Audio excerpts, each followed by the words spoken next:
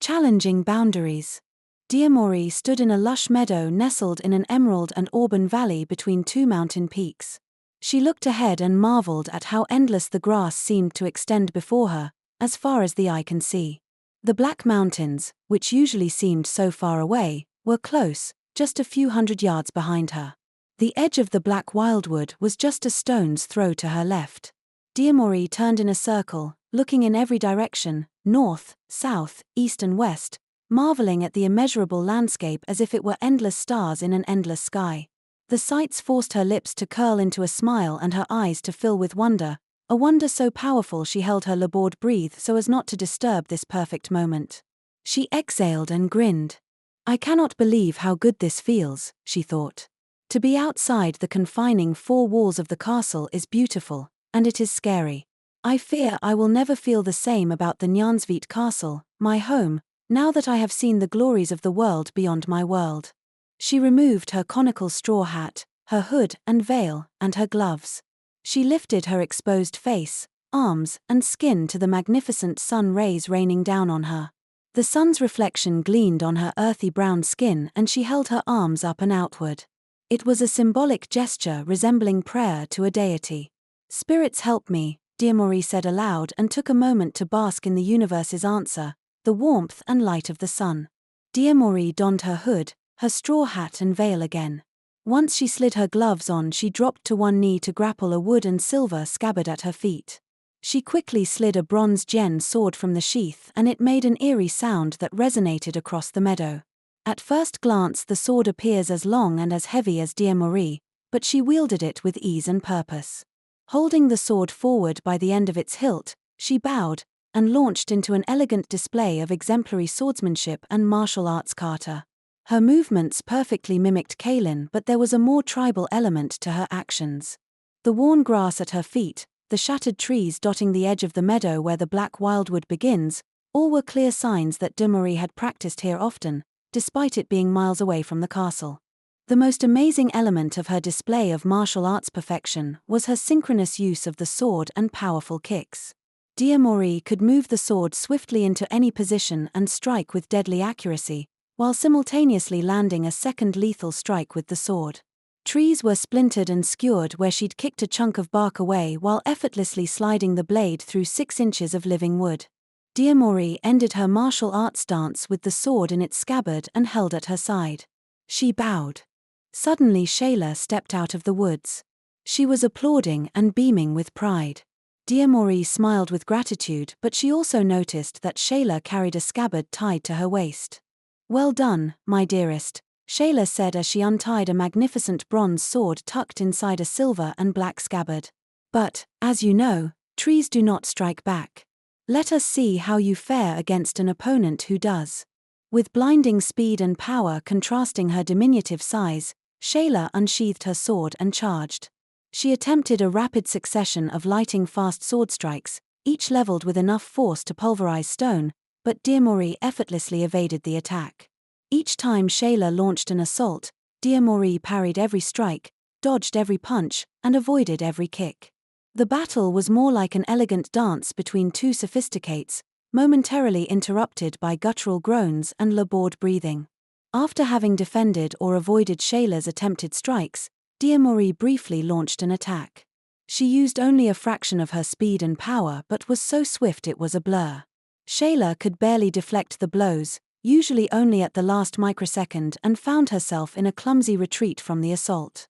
Diamori eased the assault, and continued by tickling Shayla with her free and unarmed hand. Laughing and gasping for air, Shayla yielded and playfully collapsed in the tall grass. She was exhausted. Diamori sprawled beside her. Her breathing had increased, but she wasn't nearly as winded as her mother. Shayla gazed lovingly at her daughter. You have surpassed me in skill and strength, she readily admitted. In fact, you fight like your like your king, Kaelin. You make me feel old and feeble. Nonsense, mother, Diamori corrected.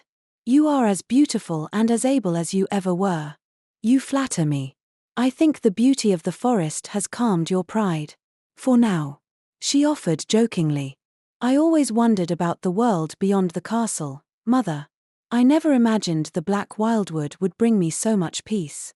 It brings peace, Shayla added, because it is the only place you can train without being seen. You must never practice anywhere else. Promise me. I promise. Diemori vowed. She stared off into the distance. Shayla knew Diemori's mind was working as usual. Diemori was consistently 3 steps ahead of Shayla and Mieko, and they were often compelled to ask her to slow down and wait for them to catch up with their thoughts. Diemori blurted out, "Do you think the king would be pleased to see what I have learned?" Her face was glowing with anticipation until she saw the seriousness of Shayla's expression. "Never. Never. Never," she exclaimed with finality. "How do you come to bear such adoring eyes for a man who pays you no consideration?" Her tone was curt and sharp. "He is lord of the kingdom," Diemori answered matter-of-factly. "It is my duty to love him. I admit, I dream he might look upon me differently someday, perhaps when I am a warrior like he." Shayla was incredulous. "A warrior? Why do you desire such a thing?" Diemori was deadpan. "What other occupation remains for me, mother?" It was a simple question with a tremendously complicated answer. Shayla worked out 100 different conversations in her head simultaneously. She heard many strategies and excuses she could use to dodge the question, but suddenly her belly started to ache. Shayla started sobbing. It was a deeply sorrowful weeping that instantly made Diemori weep too. She pulled Shayla into her arms and held her, much like Shayla had done for her when she suffered nightmares as a child. "My heart weeps when you weep. Please, what troubles you?" Diemori inquired anxiously. Shayla wiped the tears from her cheek and held Diemori's face in her hands. She kissed her hard on the lips. "Nothing troubles me," Shayla smiled. "I am simply overwhelmed with gratitude for you." As Shayla held Diemori's face in her hands, she was completely unaware that eyes were upon her. She had made a point of riding the horses she and Diemori rode hard for 2 hours. The meadow was at least 30 miles outside the Nyansvit province and south of a particularly treacherous ravine. But the best aspect of the meadow, besides its beauty, was that it bordered an area of the black wildwood believed to be haunted by an angry spirit. Shayla believed the distance they'd traveled and the superstitions about the black wildwood perpetuated by generation after generation would keep anyone from finding them. She was wrong. Deep in the black wildwood and perched at the top of a barren knoll sat King Nation. He was hidden behind a large oak tree and had arrived early enough to see Diemori spar with Shayla. It was only by chance that King Nation was at that exact spot. Twice a sennight he rode his trusted stallion, Olegna, into the black wildwood alone. He rode for as long as he wanted and as fast as he could.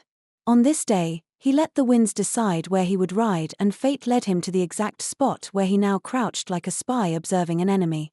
But it wasn't an enemy he set his eyes upon. It was someone far greater and far more dangerous to him. "My dearest, Shayla," he whispered to himself. "These old eyes do not deserve the blessing of your beauty again. How long has it been?" He knew how long it had been since he'd seen Shayla. The last time he laid eyes on her was 25 years ago. As he watched Shayla, he was shocked at how gracefully she'd aged. Her skin was still taut, her eyes still bright and her smile still luminescent. He was not so blessed. He was slower, had more grey hair in his facial hair, and his arms had lost their daunting muscularity. He was old. Shayla was elegant and stunning. However, it seemed oddly fitting. Nation's eyes moved from Shayla to Diemori. Who was the statuesque female in a dark robe, conical hat and veil? His eyes squinted as he sought to get a glimpse of her face. But it was more than just her face that intrigued him. Her movements reminded him of a scene from his childhood. "Indeed, my old eyes befuddle me," he blinked as he studied Diemori sitting cross-legged by Shayla. "How does a young female servant come to master Rising Sword?" The word stuck in his throat as he said it again in his mind. Master. King Nation knew that mastery of anything, from blacksmithing to farming, took decades. Yet he so easily ascribed the word and felt it was appropriate for what he'd just witnessed. The cloaked young servant he watched in the distance had mastered Rising Sword, an elegant, tactical, and ferocious fighting technique that combined expert swordsmanship and precision martial arts footwork. Nation could think of only 2 people who were masters of the rising sword. One was dead. The other person was his sworn enemy. The thought made him shudder, and for a brief moment, Nation was afraid. Zan sat with 3 noblemen at a circular table in the main court in the House of Hangvute. 2 generals paced around the table besides 2 maids who stood behind them holding large trays of fruit and bread. There were several sheets of amber parchment scattered on the table as well as a wooden scroll for each man. The generals alternatively snatched overripe pieces of fruit, took large bites and slammed the fruit back on the tray. Everyone's eyes were narrowed and their foreheads furrowed as they studied one particular scroll, which had drawings and scribblings like a crude land map. Suddenly the riveted door to the main court swung open. Zan and his group looked up all at once as Tannar stormed in. There was an air of arrogance to his gait that made the generals sneer. Zan noticed and shook his head slightly to show his disappointment in Tannar and his agreement with the generals. "Zan, tell me the whereabouts of the king?" Tannar demanded. His eyes scanned everyone in the room and he stared each man down until he looked away. Zan stifled his aggravation and nodded towards the attendees of his meeting. Each one quickly stood and marched away in the opposite direction. Zan started to roll up each scroll, and he did so slowly as Tannar did a slow burn each time a scroll was rolled up. The concept was simple: take time with each scroll to make Tannar wait. Then pray that he calms down. Zan finished rolling the last parchment and set it on the table in front of him. He nodded to the other war council members. They quickly gathered their belongings and wine and left. When the king gives orders to be left alone, Zan said loudly from the opposite end of the large room, "I do so." "Surely you would not have me disobey the king?" "Of course not," Tannar exclaimed. He was frustrated and tried to calm his temper, but it got the better of him. He snatched a copper chalice from the table and hurled it against the wall. Zan didn't flinch and didn't look in Tannar's direction. Instead, he took a seat and pulled another chair beside him. "It is natural for a young man to worry over his aging father," he said into the air. His words had the tone of a general observation. Tannar saw the chair and marched over. He plopped down beside Zan and propped his elbows upon his knees as he sulked. "I am not worried," he corrected him. "I am angry. My father is alive and well, so why do I feel like an orphan?" "That is a good question," Zan said. "He hates me," Tannar offered. "The king does not hate you," Tannar guffawed. "You have been what every son should be, troublesome, stubborn, and independent. It is what a father expects when he guides a boy into manhood. You are more like my father than he is," Tannar said, finally turning to face Zan. "However, I am not your king," Zan reminded him. Then he quickly grabbed Tannar in a playful headlock. "Come join me in the gardens with your sword and I will pummel you once again." Watching Tannar train with Zan was like watching a father teach his son how to shoot an arrow, or hunt, or be the man of the house when the father was away fighting the king's war. Zan had a firm touch, a gentle voice and never a disparaging word for Tannar. He was strict when he needed to be, playful when Tannar needed a friend not a mentor, and very protective of Tannar's spirit. Tannar and Zan trained with long swords, axes, spears, and daggers. When they were done with weapons, Tannar was trained in the ancient art of hand-to-hand combat. He learned wrestling, grappling, boxing and kicking. After years of training, Tannar was a formidable opponent. He was a hungry student, anxious to know more regardless of how painful the learning process came to be. Zan knew that Tannar would surpass him very soon and it would mark the end of their training sessions. Zan had come to enjoy the times they spent pummeling each other. Training Tannar was a suitable substitute for the fatherhood he turned down when he opted to lead Nation's army. Every army eventually faced its sunset and fell to a greater, stronger army. Zan knew that his treasured time with Tannar would soon end. Tannar would find a superior mentor who would finally teach him what Zan could not. When they finished their training session, which had degraded into brutish roughhousing, Tannar took leave of the class sporting new welts around his forearms. His sweaty hair was matted to his face and his clothing was saturated to the point of dripping.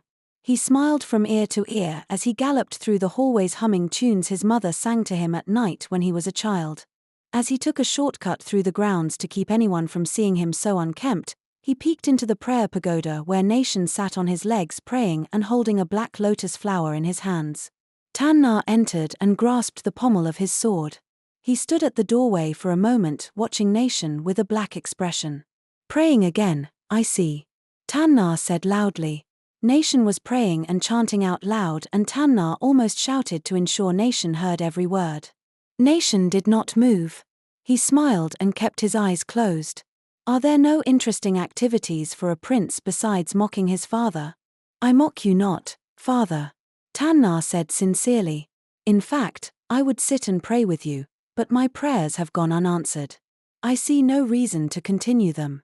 "There is always a reason to pray, my son," Nation advised. "Tell me, have you seen the blossoming black lotus at the edge of the black wildwood? It's odd that they would bloom now, don't you think?" he asked.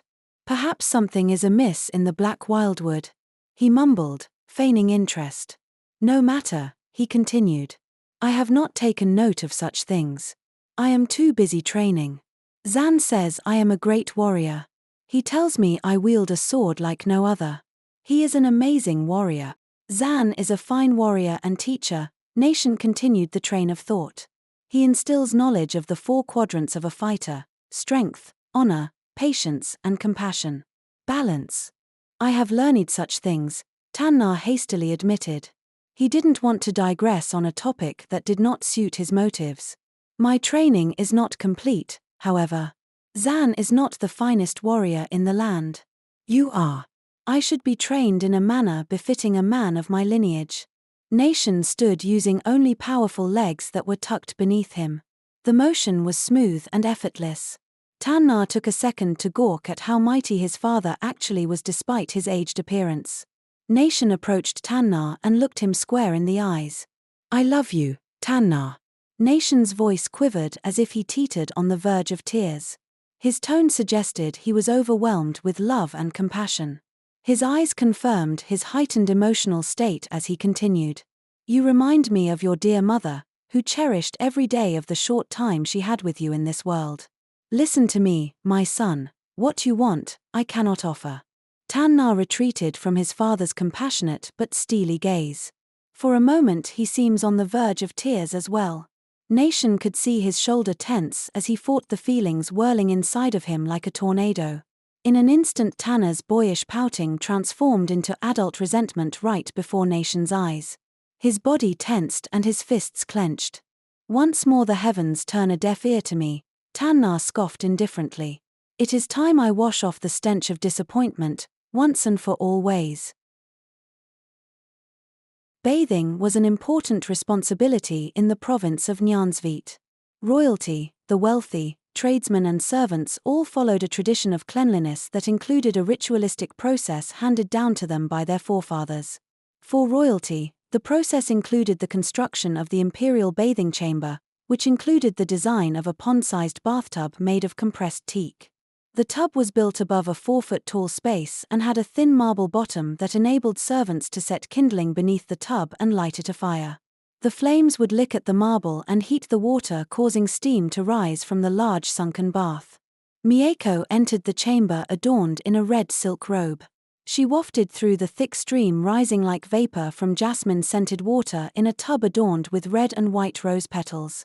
As she moved across the floor, the sound of soft footfalls from the plodding of her bare feet against a marble floor echoed in the cozy chamber.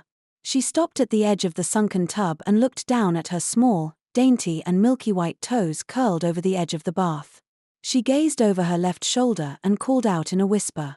"Do not delay," she said firmly. "There is no cause for alarm or caution. No one will know." She slid the robe off her shoulders and let it drop to the floor. She extended her right foot through the steam and dipped her toe in the water. Slowly she lowered herself into the hot water, grimacing inch by inch until the water crested just below her neck. Mieko looked over her shoulder again and rolled her eyes as Dimori stepped into the chamber dressed in an emerald green silk robe. "Hurry," she whispered again, more forcefully this time. "The water will be tepid and you will still be dry. Join me.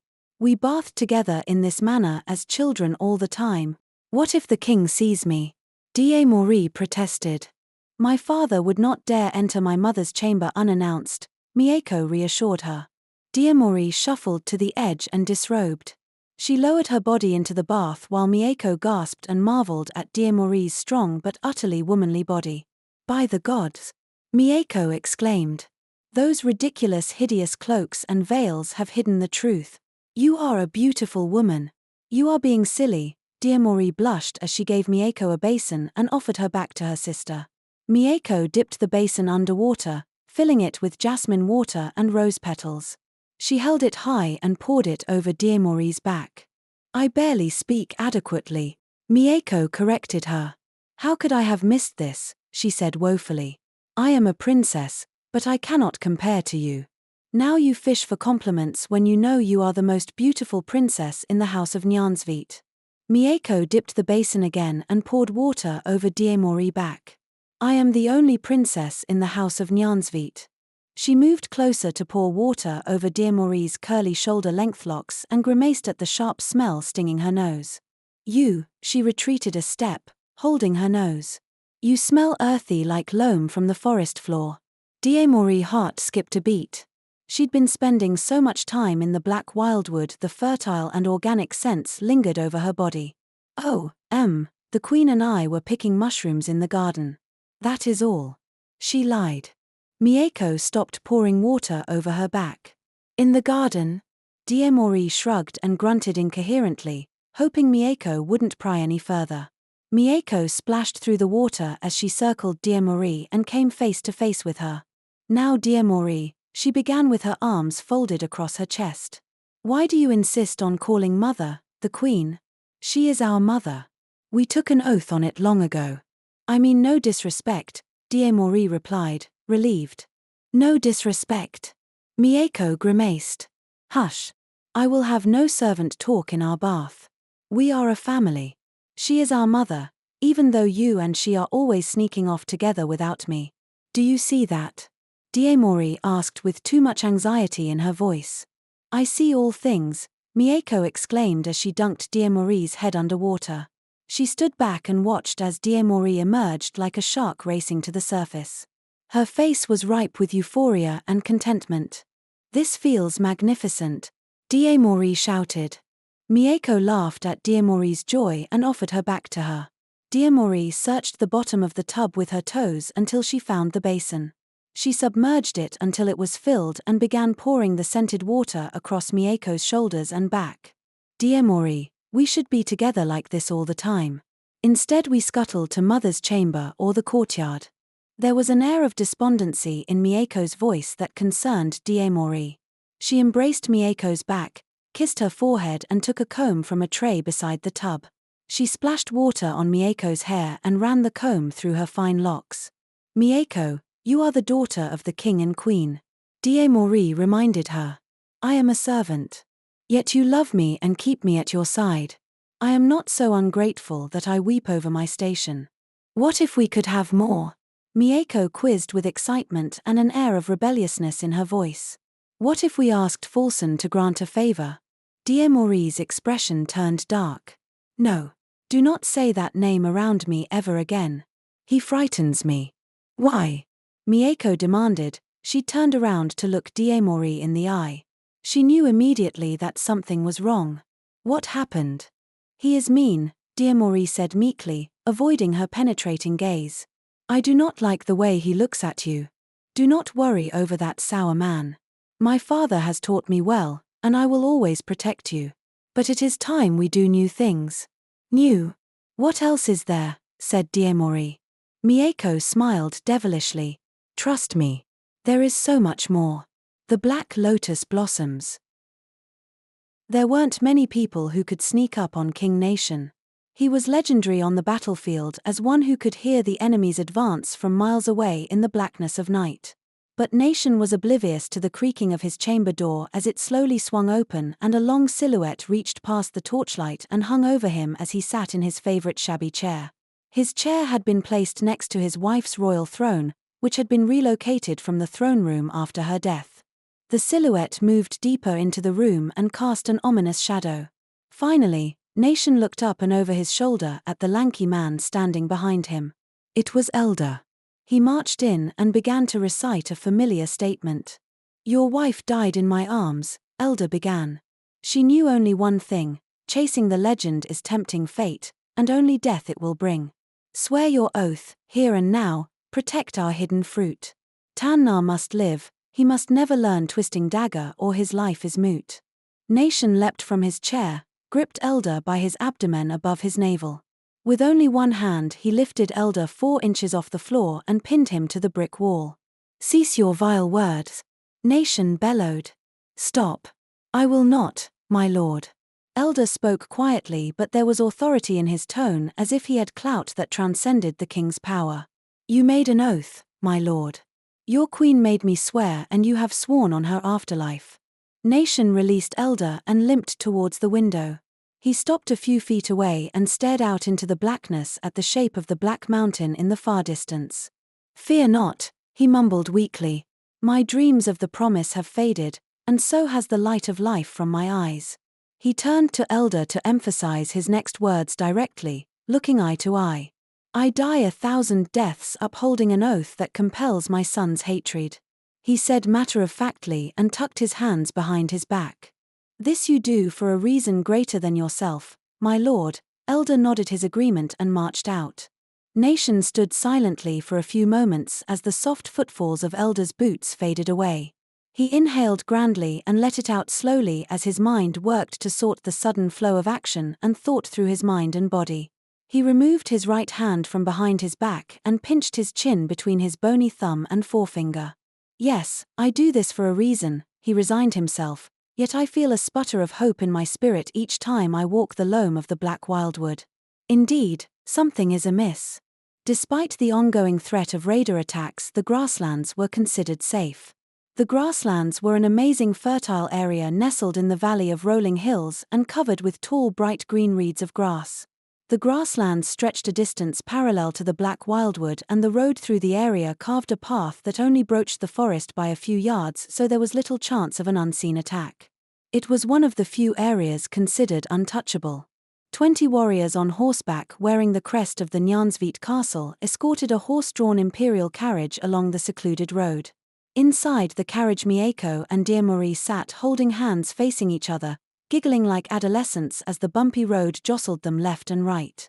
Diamori was seated so that she faced the direction the carriage was moving. Mieko sat with her back against the wall between her and the horse driver above. Diamori glowed with wonder as she peeked through the curtain and out the window of the carriage.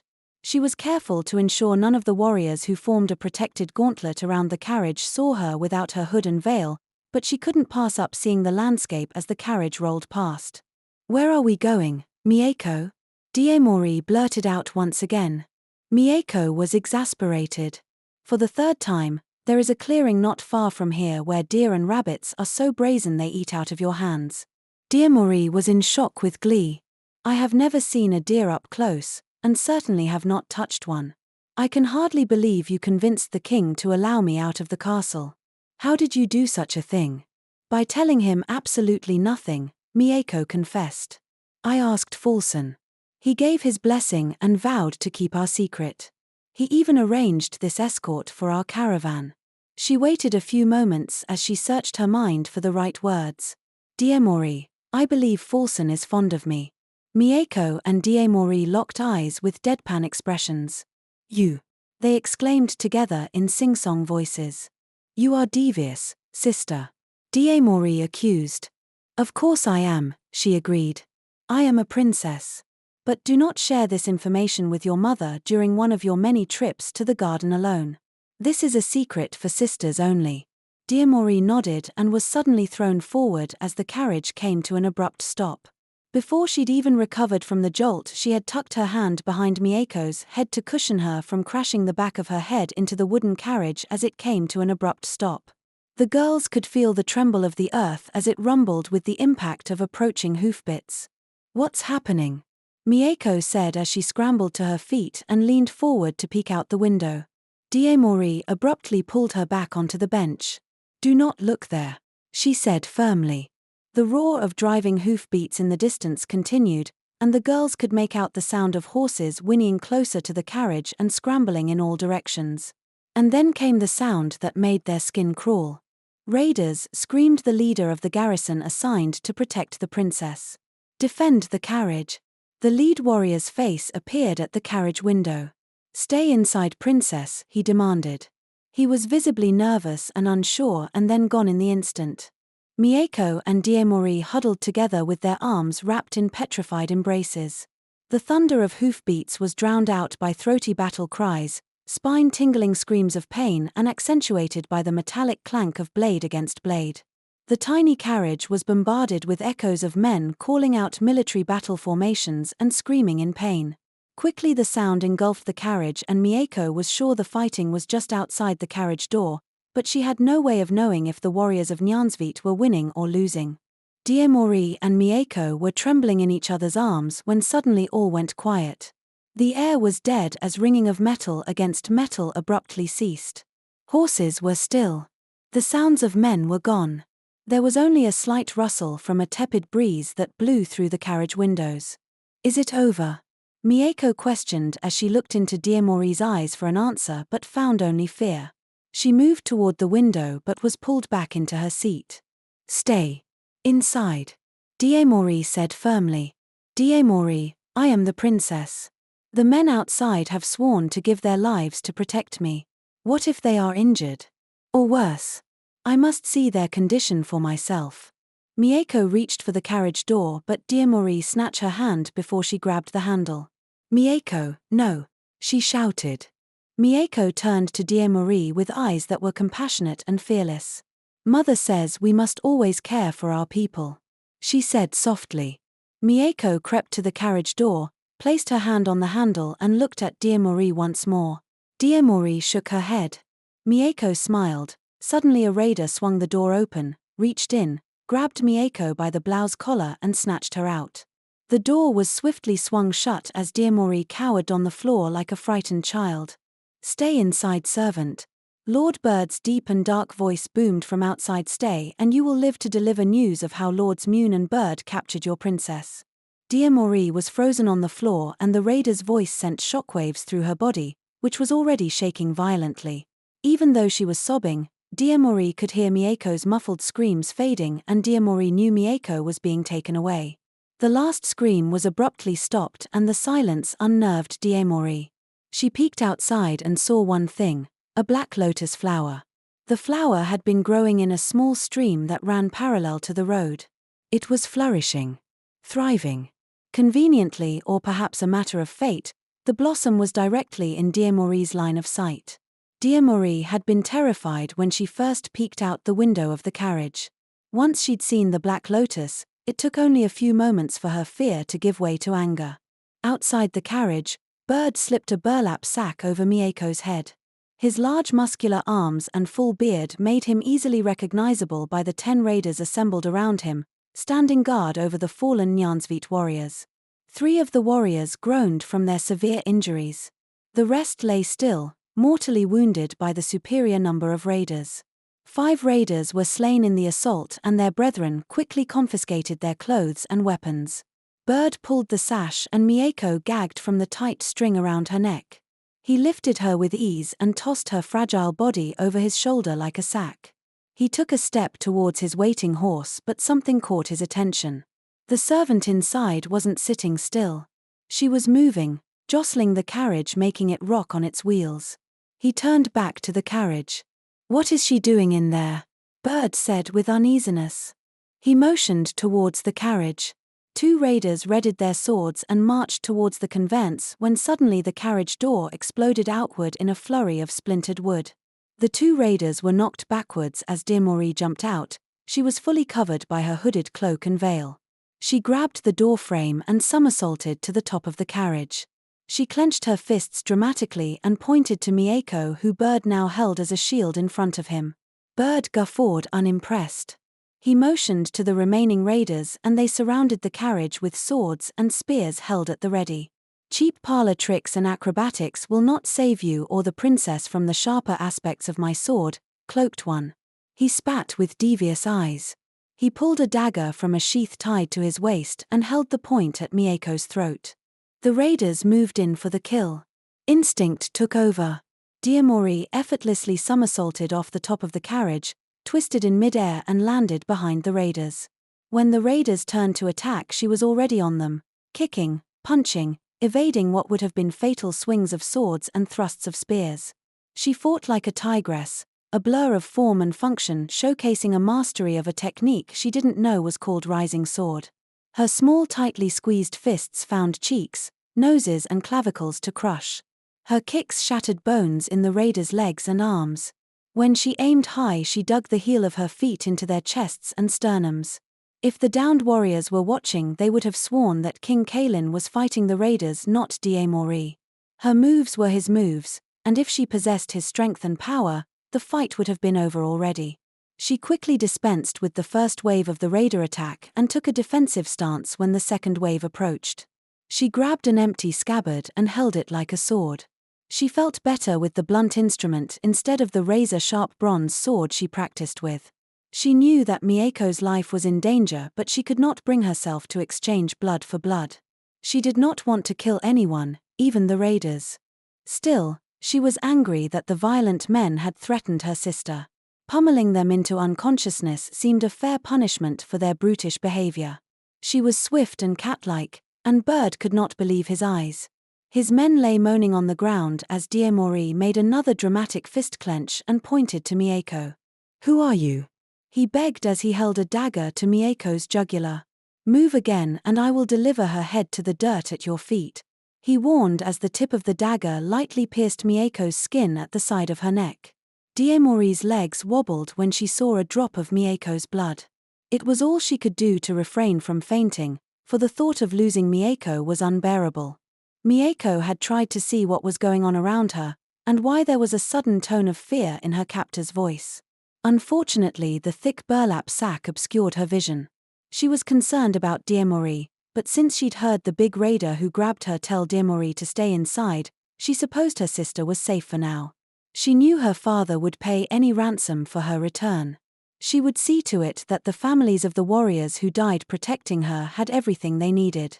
However, one question lingered in her brain. Why was the big raider afraid? She struggled to see through the threads of the sack over her head. She squinted and strained her eyes to focus until she saw the reasons for Bird's fear. Her vision was terribly obscured, but she could see the person who stood opposite Bird, the one responsible for defending her. The ordeal would soon be over. Mieko had meticulously planned everything in her mind in the few moments after she was roughly snatched from the carriage. She would not anger her kidnappers. She would be polite and appeal to the humanity in them while quietly assuring them that she would be a docile victim and not try to escape. Mieko calculated how long she'd be imprisoned by her captors, roughly a sennight. She would certainly need a long bath when she returned to Nyansvit. She imagined that it would be in the safety of the queen's bedchamber that she'd finally get to see Diemori again. They would bathe together and laugh, and Mieko would tell great stories of her adventures. She might even embellish. All her thoughts and daydreams vanished when she heard Bird say, "Move and I will deliver her head to the dirt at your feet." She felt a razor-sharp pain on her neck as if she'd been stung by a bee. She felt lightheaded. Her stomach churned. Her legs turned to jelly, and the next thing she knew, she was falling. It seemed like forever, and the longer she fell, the darker the world became. Bird let Mieko fall. She hit the ground with a thud. With no human shield, Bird panicked. He remembered the dagger in his hand. He saw his men lying on the ground groaning and writhing in pain. He knew he was next unless he did something. He looked at the dagger again and saw that Diemori was no longer focused on him.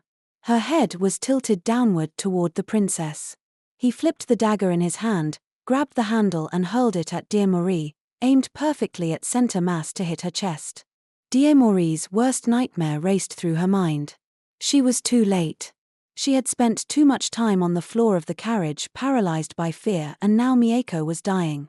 Her throat had been cut by the assailant's blade, and she was slowly bleeding to death at his feet. It didn't matter how many raider Diemori pummeled, her sister would be dead before the sun dropped another inch from the sky. What would Shayla think? She would be devastated, more so than anyone, because she knew that Diemori was an excellent fighter. She would cry and holler and wail, all the while asking Diemori, "Why did you do nothing?" King Kaelin will be furious, she thought. He will take my head and the head of any warrior who survived the attack, she concluded. She knew her king well. It would not matter to him how bravely Diemori fought, all that would matter was her inability to rescue the princess. The princess was dead. To make matters worse, Diemori was not allowed to go beyond the walls of Nyansvit Castle. Mieko arranged this trip as a special gift for her. Everything that went wrong was Diemori's fault. Even if she had managed to save the life of the princess, she would have to account for the lives of 10 warriors and their families. Surely any one of the warriors is 10 times more worthy to live than I am, Diemori estimated. And that would be it. Empress Shayla would lose 2 daughters in one day. How impossibly sad for her it would be. She will never recover, Diemori thought. And I am entirely to blame. Then Diemori noticed something strange. Mieko was sprawled on the ground. She lied scarily still, but she was breathing. And the blood, where was it? Diemori had seen pigs and cows slaughtered by the king's farmers as they dragged a small blade across the animals' throats. She remembered being horrified at the seemingly endless spray of blood. Mieko's neck was dry, as was the ground beneath her tunic. And then she knew. Mieko wasn't dead. Mieko had swooned and fainted. Her collapse caught the raider off guard. But now he had thrown something at her. Something dangerous. Diemori saw the dagger with her mind and heard it slice through the air with her ears even before she saw it with her eyes. Thankfully, she didn't require sight. She was already in motion. She twisted her torso out of harm's way, snatched the dagger out of the air, and spun around. She used her momentum to throw the dagger back at Mune. She moved faster than the blink of an eye, too fast for Bird. The dagger sliced through his flesh just under the clavicle on his left shoulder. He was impaled. The impact knocked Bird backwards and he slammed into a tree. His head was thudding against the scratchy bark and he was unconscious before his body slid down the trunk of the tree. He did a faceplant in the dirt. Diemori ran to Mieko's side and sat in the dirt next to her. She pulled Mieko into her arms and caressed her face. She was so keenly focused on Mieko that she was unaware of the presence of 2 raiders lurking deeper in the forest. She snatched her hood and veil off and each raider gasped at the sight of Diemori's skin color. They whispered to each other in an odd dialect, but Diemori would have recognized one word if she heard it: the promise. The raiders lowered their weapons and slowly crept away, deeper into the darkness of the forest's canopy. Diemori caressed Mieko's face again and gently patted her cheeks. Finally, Mieko's eyes opened and her hand went to the area of her neck that was still stinging. "Are you okay, sister?" Diemori asked. Her voice was a tremulous collection of overwhelming emotions: glee, fear, and anger. Mieko blinked until Diemori's face came into focus. Then she smiled. "It's okay, Mieko. You are safe," Diemori assured her.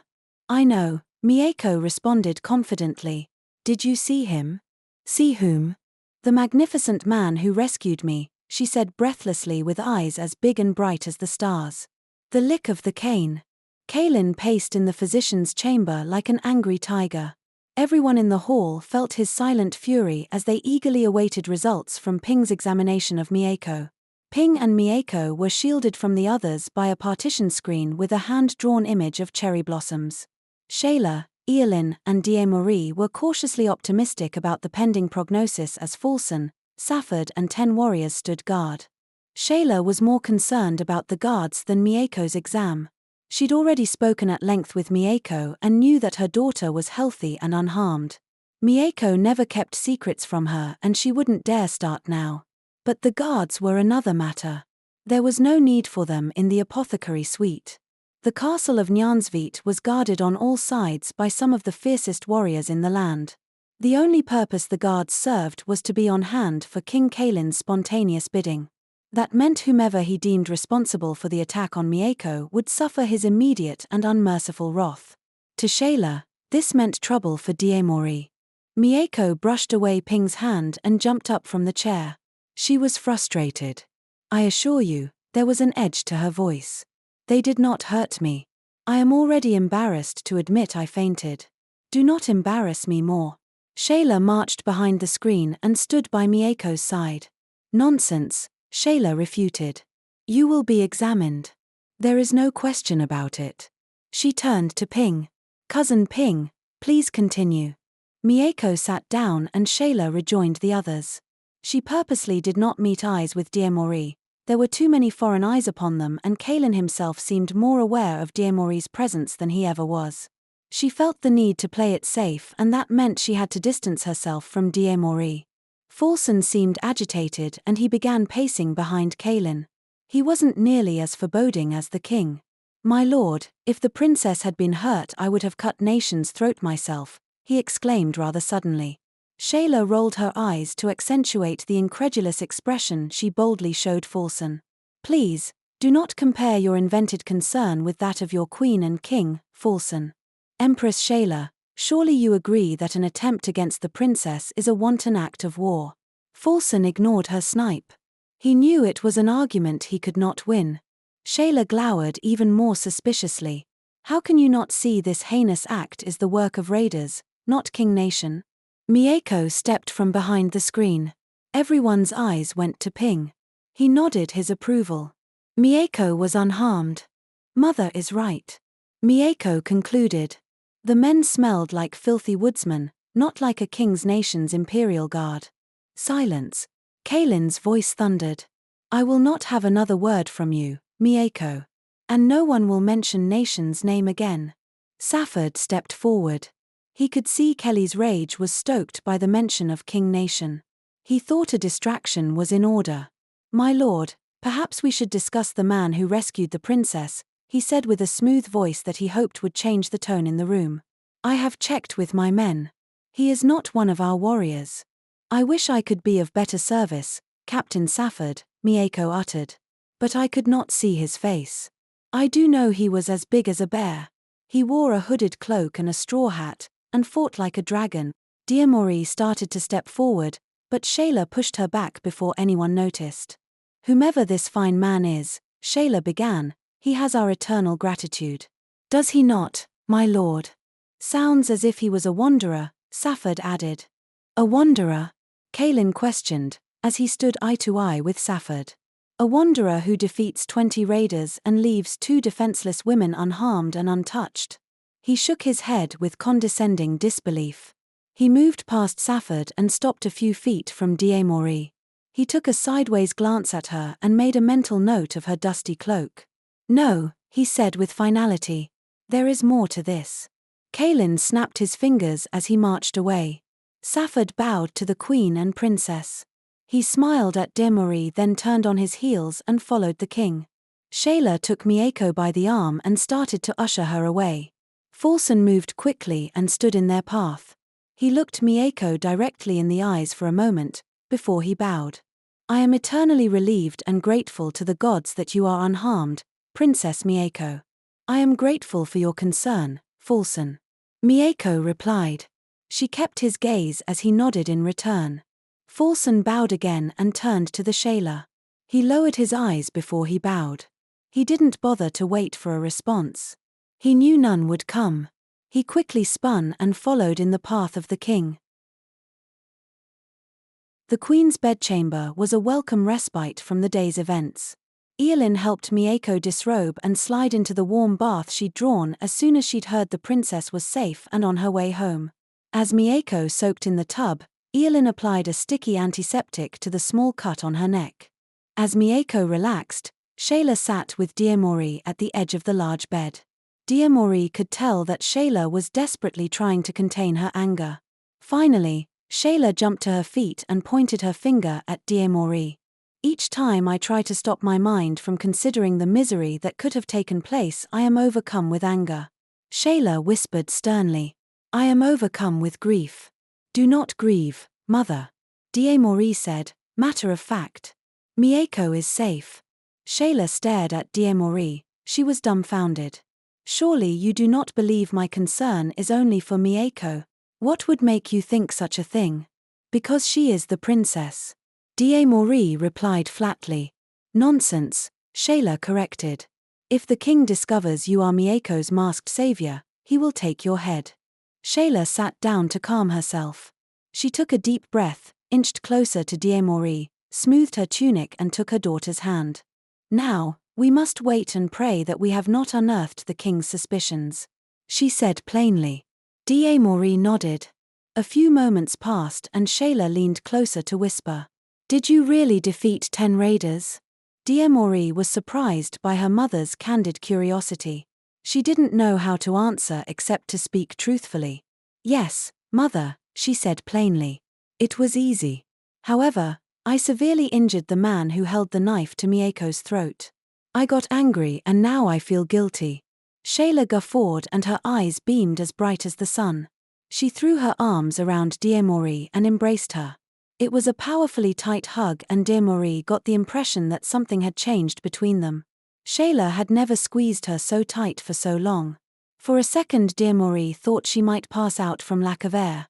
"I want to show you something," Shayla said hurriedly. She released her grip, ran from the bed and made her way to a stack of storage boxes at the base of the window.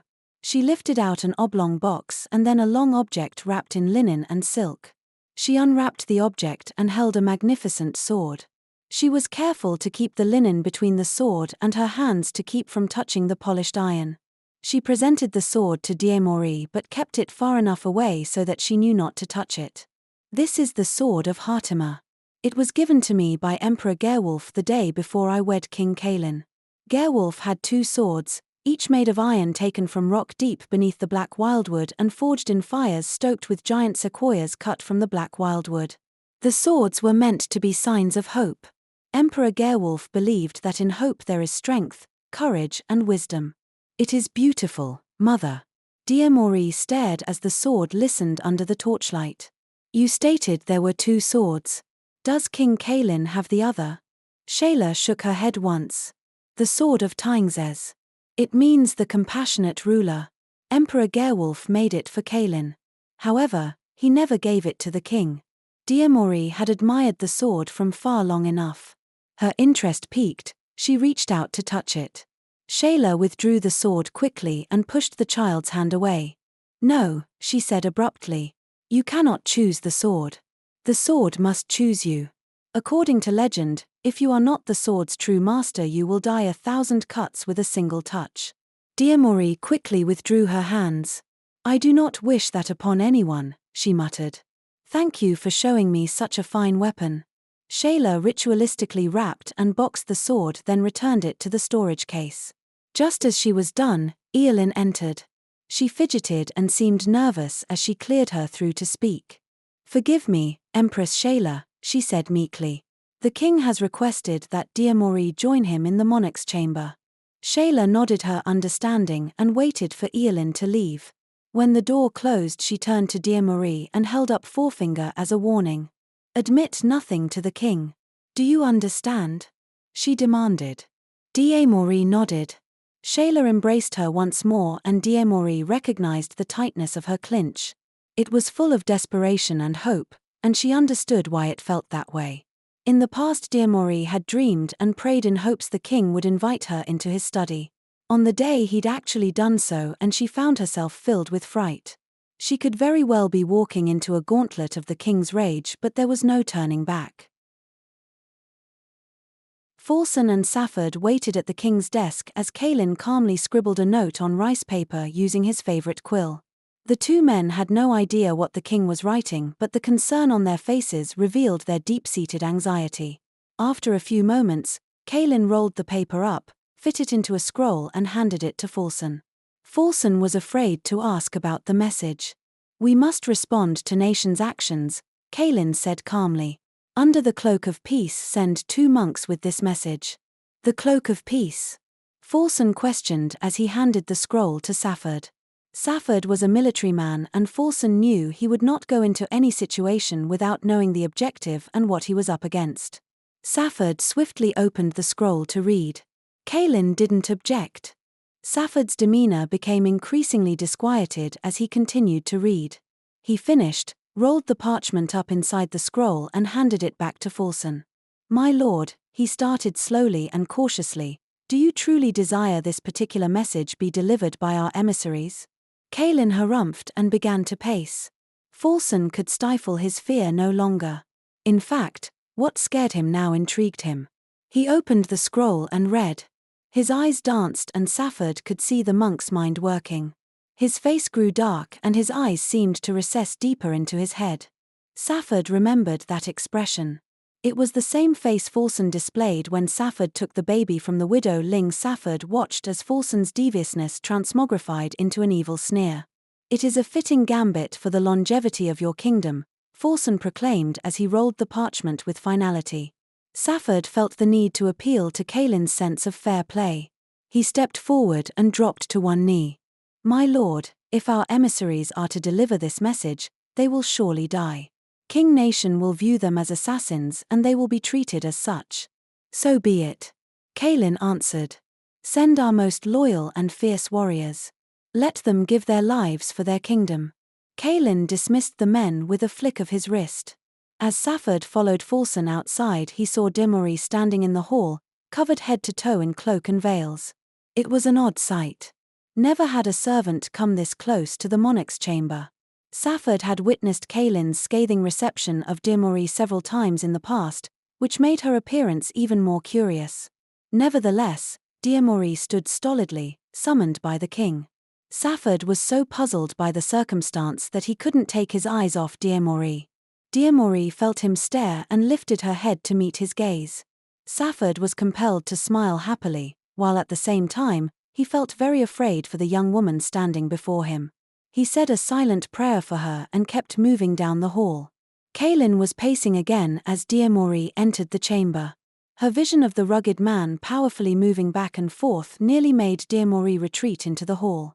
She summoned courage and stepped inside and slid the door closed behind her. "Forgive my intrusion, my lord." She spoke so soft Kaelin could barely hear. "You summoned me?" He stopped mid-step and stared at her.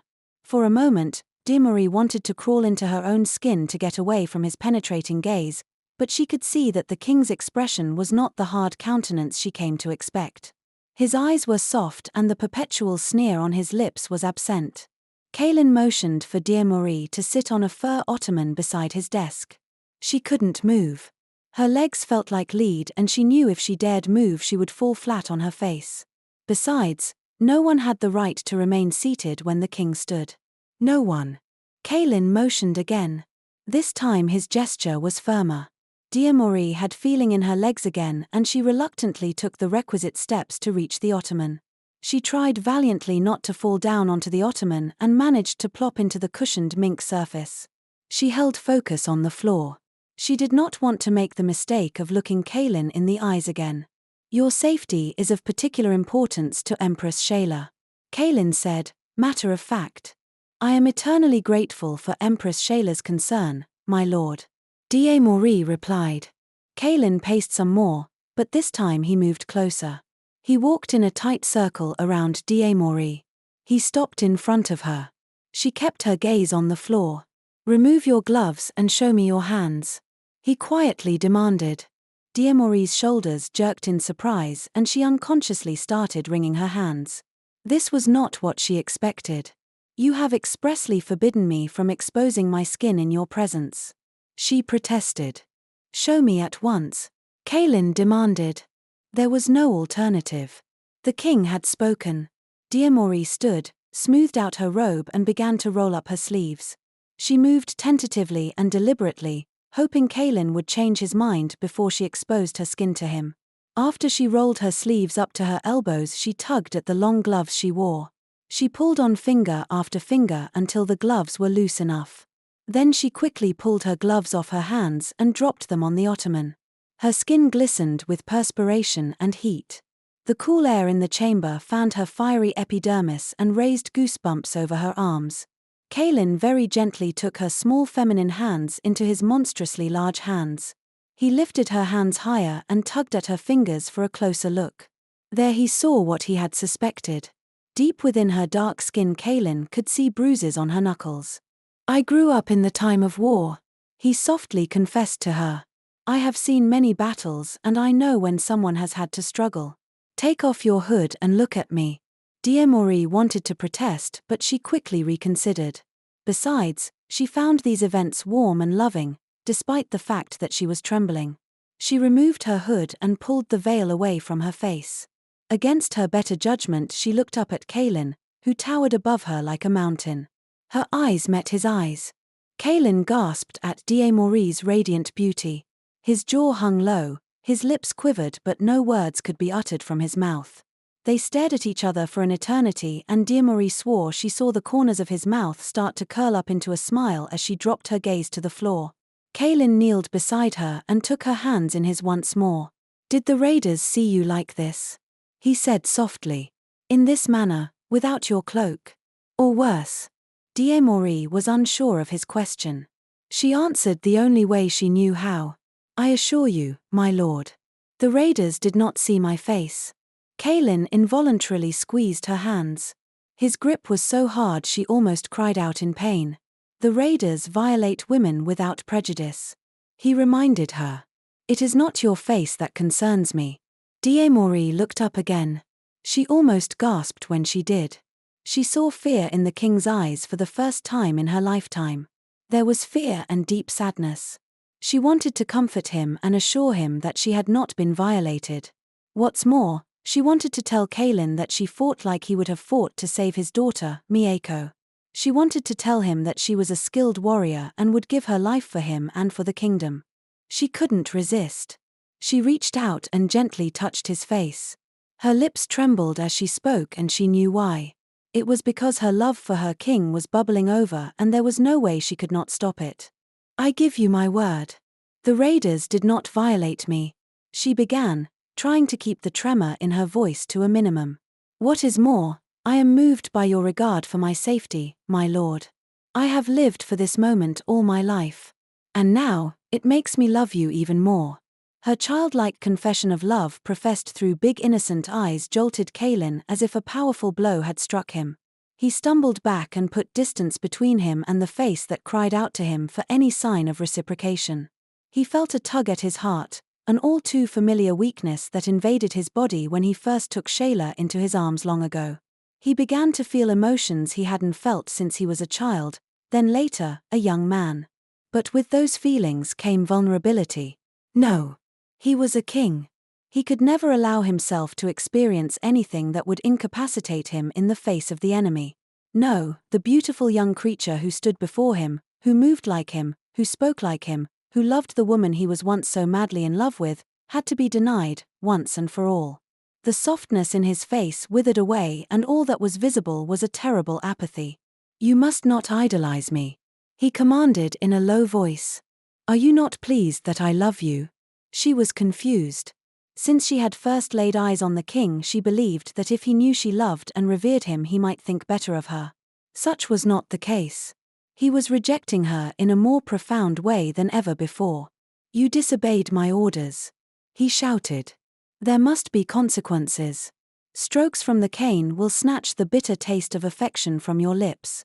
His words crushed her heart and snatched the air from her chest. She reeled as if a powerful hand fiercely impaled her chest and smothered her lungs with a powerful grip. Diemori heard Shayla's words in her ears, begging her to remain strong and stoic, to refrain from honoring this man with a sense of emotion, but she could not hide it. Something inside of her died and she needed to mourn. She needed to weep. Tears streamed from Diemori's eyes as she moved closer and tugged at his middle finger. Her gesture was a bit familiar. Her voice was gravelly and hoarse and surged with emotion. "I am sorry for all I have ever done to disappoint you, King. I swear, if I could tear this skin from my body I would do so. I would gladly do it because it displeases you." Kaelin searched the room with his eyes, deftly avoiding any sight of Diemori and the hand she laid upon him. She had touched him. He could have easily shoved her aside. She had dared to touch him and he could have crushed her with one blow. But he couldn't. Electricity raced through his body with her touch and had virtually paralyzed. All he could do for the brief moments that felt like an eternity was avoid all sight of Diemori. Finally, when the brief feeling had dissipated, he snatched his hand away and backed off. "Enough. Leave me," Kaelin shouted as he retreated further and turned his back to her. Diemori dropped to her knees sobbing. Her life was over. The king had officially rejected her and now she would be punished. There was nothing left.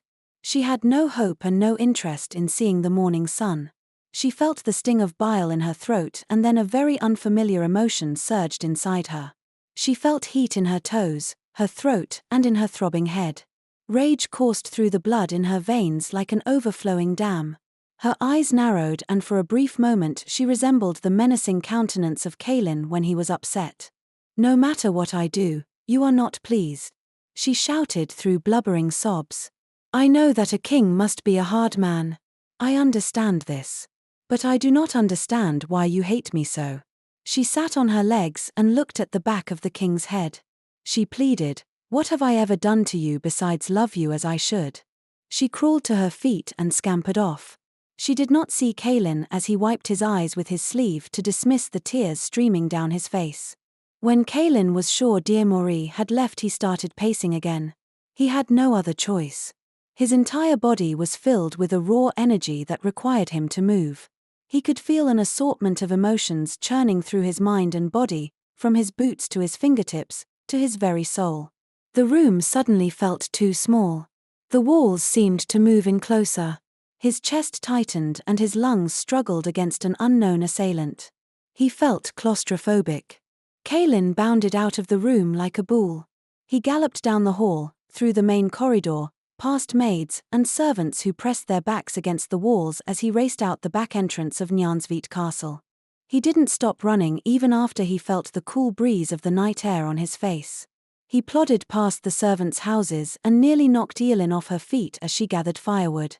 She could tell from his expression that Kaelin was in turmoil.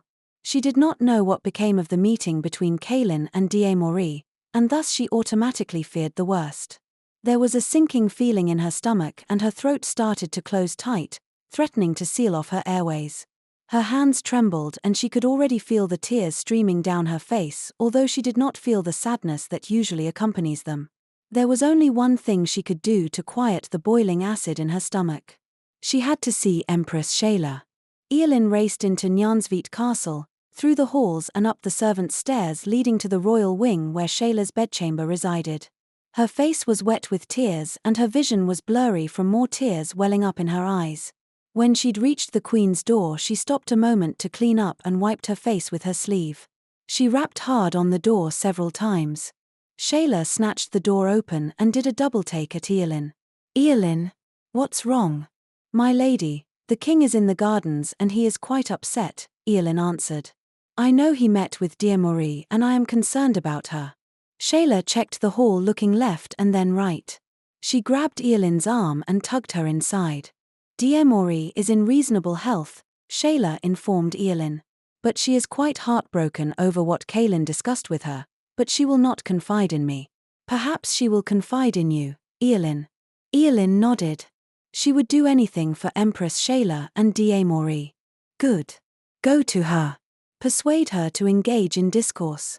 I must speak with Kaelin about his brutal punishment." "Punishment?" Eilin asked. "Kaelin has ordered Diemori to be caned for leaving the grounds against his orders," Shayla said angrily. She had barely uttered the word caned when Eilin gasped and slapped her palm over her mouth. She was angry and she needed to avoid saying anything more damaging than her eyes expressed. Even though the moon was full and hung high overhead, casting a silvery glow on everything in the imperial garden, torches were still lit along the labyrinthine path. Torches were always lit when a member of the royal family walked the gardens, and tonight, under the full moon, Kaelin stomped through the grounds. He was surrounded in a path of prickly hedges and lush landscaping consisting of bamboo plants and chrysanthemums. He did not alter his path or miss a step when Shayla stormed in. Kaelin held a hand high to stop her protest in advance. "Save your argument, Shayla," he said with finality. "I have spoken." Shayla stopped in her tracks. She was furious, but she knew the way to persuade Kaelin was not through forceful argument.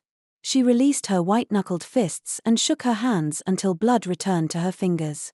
She smoothed her tunic, fluffed her hair and took a step forward. She had to maintain her calm in order to plead her case.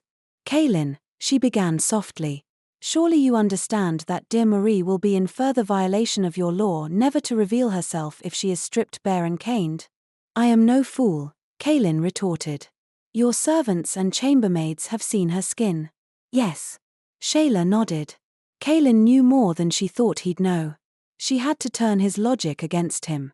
You made serving Mieko Diemori's solemn duty.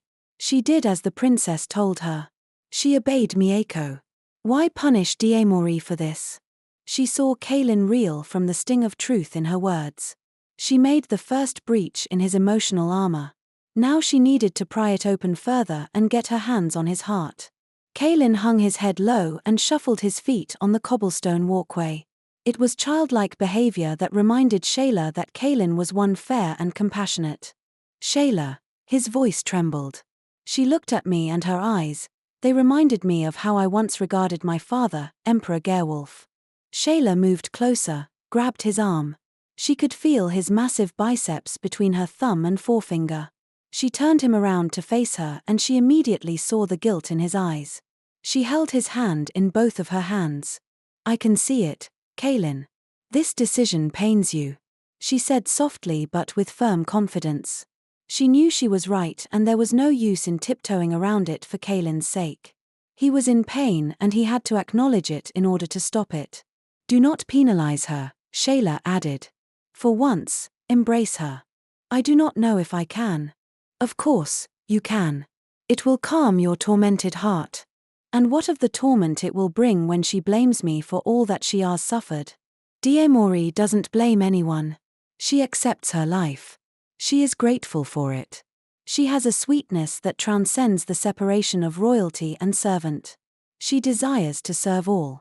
Honor this in her and you will also honor Emperor Gerwolf's memory. Shayla saw Kaelin's tense up. He turned away from her and she knew, at that moment, that she'd lost him. His mood was dark when he turned to face her. She reached for his hand and he snatched it away. There was an evil sneer on his lips and Shayla felt her legs go weak. She was overwhelmed with the sudden urge to run away but she was frozen. There was a part of her that knew that it was now or never. She had to argue against Diemori's punishment at this very moment or Kaelin would never rescind the order. It did not matter that the look in Kaelin's eye told her that her life was in danger. Kaelin moved menacingly closer. Now there was no opportunity for Shayla to run. At this range, if it came to it, her only choice was to try to avoid Kaelin's rage and dodge any blow sent her way. She quickly dismissed the idea. It was impossible to beat the king. Kaelin was an undefeated master in battle. Kaelin stopped a foot away from her. He leaned in. Do you want me to honor the man who would snatch me off the throne if he were here now? No, Kaelin, she began. I do not ask what you say. Your words are not mine. Kaelin cut her off before she could continue. You know how much I idolized my father. Yet he made me a fool.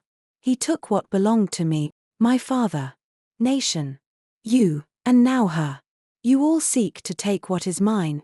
It is conniving of the vilest sort and deserving of a fitting punishment. His breathing was heavy and Shayla saw that his fists were clenched tightly. She stepped to the side and awaited the blow. She knew a stroke from Kaelin in his current state would most likely kill her and she said a silent prayer for Mieko and Diemori. May the gods show her daughters favor and protect them always. Kaelin drew back and launched a powerful blow.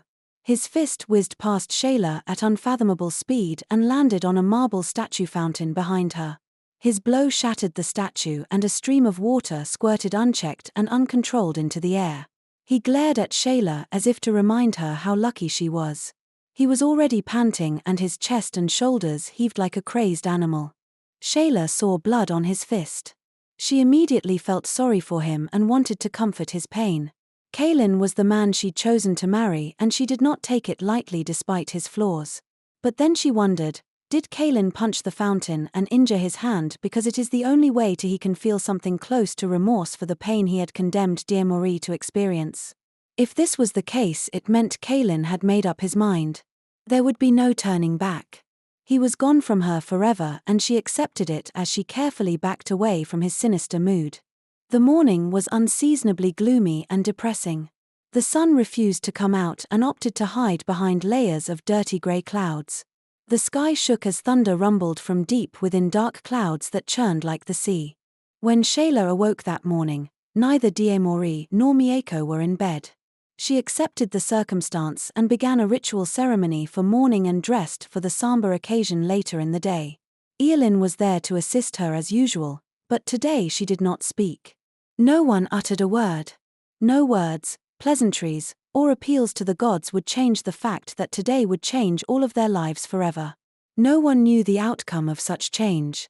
And no one dared speak of any discomfort. Shayla, Eowyn, and all the servants who'd witnessed Diarmauri's natural skin color knew that the anxiety and fear they felt paled in comparison to what Diarmauri would experience later that day. On the ground of Nyansveit Castle, the general population of servants, groundskeepers, warriors, and guards proceeded as normal. No one who passed by the white stone barn at the edge of a rice field was privy to the events about to unfold. Even though several guards were tasked with directing the flow of pedestrian traffic away from the barn, they were clueless as to why they had been ordered to do so by the king. Inside the barn, Shayla waited with Eowyn as Diarmauri took a seat on an odd-shaped chair. It was cantilevered so that the back of the chair was in the front, and added a resting place for Diarmauri to lean her bosom against. The purpose of the chair was to position the offenders in such a way that they were braced with their back exposed. This position provided ample space for the punisher to strike with the cane. Shayla sat with He Young, Wojuong, and Hyo Sun. Eowyn stood by the chair and waited as Diarmauri kneeled to say a silent prayer. Then she sat firmly in the seat and removed the top of her robe so her back was exposed. Eowyn retrieved a thin 3-foot-long bamboo cane with a curved handle from a water trough. The cane dripped from being soaked overnight to prevent splinters. Eowyn grasped the cane by the handle and readied herself. She looked to Diarmauri, pleading with her eyes, wanting the young girl to stand and walk away. Diarmauri did no such thing. She closed her eyes and tucked her chin into her chest. Eowyn raised the cane but she could not move. The door to the stone barn swung open and Mieko rushed inside. Mieko glared at everyone in the room, then locked eyes with Eowyn. Eowyn had never seen Mieko with such emotion. Her eyes were narrowed and her face tight with anger. Yes, she was angry. Eowyn approved. Mieko marched over to Eowyn and snatched the cane. No. Have each of you lost your minds? Mieko stared at Eowyn until the teacher's stare withered. Then she turned her fiery gaze at Shayla. This is barbaric and unfair. Mother, you cannot allow this. I alone am responsible for Diarmauri leaving the grounds. Shayla barely acknowledged Mieko's anger. There is no other way, Mieko. Shayla's apparent ambivalence exasperated Mieko. She knew that when Shayla took that tone, there was no negotiating with her. Fine, she thought to herself as she turned to Eowyn. Eowyn, she spoke with authority. You will carry out the king's insane punishment in a manner that does not hurt Diarmauri, or I swear to the gods, as much as I love you, I will have you flogged like a wild dog. Diarmauri leapt from the chair and grabbed Mieko by the shoulders. Mieko, never speak to Eowyn like that. She should not bear your anger. Diarmauri cupped Mieko's face in her palms and kissed her cheek. Tears were already streaming down the Mieko's face. You ask for the impossible, Diarmauri reminded her. If the king fails to see sufficient stripes upon my back, each of you will face his wrath. Please, return the cane to her. Mieko threw her arms around Diarmauri in a powerful embrace and held on for dear life. I love you, she whispered in Diarmauri's ears. Diarmauri nodded. When Mieko was able to let go, Diarmauri took her seat. Mieko reached behind her and offered the cane to Eowyn without looking her in the eye. I am sorry for my words, Eowyn, Mieko uttered as she moved to her mother's side. I do love you. Eowyn nodded her understanding and looked to Shayla for a last-second reprieve. Shayla only nodded. Eowyn's hands trembled as she drew back the cane and held it ready. Mieko averted her eyes, but Eowyn lowered the cane. Empress Shayla, she resolved. I cannot. I will not. My mother, Loesa, said Diarmauri was a gift to us. I will not harm her. If I must suffer the king's wrath, I will gladly do so. Mieko ran to embrace Diarmauri, but Shayla stopped her and snatched the cane from Eowyn. Remain in your seat, Diarmauri, Shayla commanded. Mieko immediately stood between Shayla and Diarmauri. Mother, what are you doing? Shayla wiped away the tears on Mieko's face and kissed her daughter's forehead. It wasn't like the kisses she'd given Mieko and Diemori since they were children. This kiss felt different. It stunned Mieko more than comforted her, and she double-checked Shayla's expression to make sure she'd not gotten the wrong impression. "You all encourage my continued faith in the kindness of people," Shayla preached. "But none more than I know the king, and I do not trust his disposition." Shayla moves toward Diemori in the chair. She positions herself with the cane. Mieko watches incredulously and then leaps into the space between Shayla and Diemori. "Surely you will not beat her, mother?" Mieko questioned brashly. There was an incredulous tone in her voice.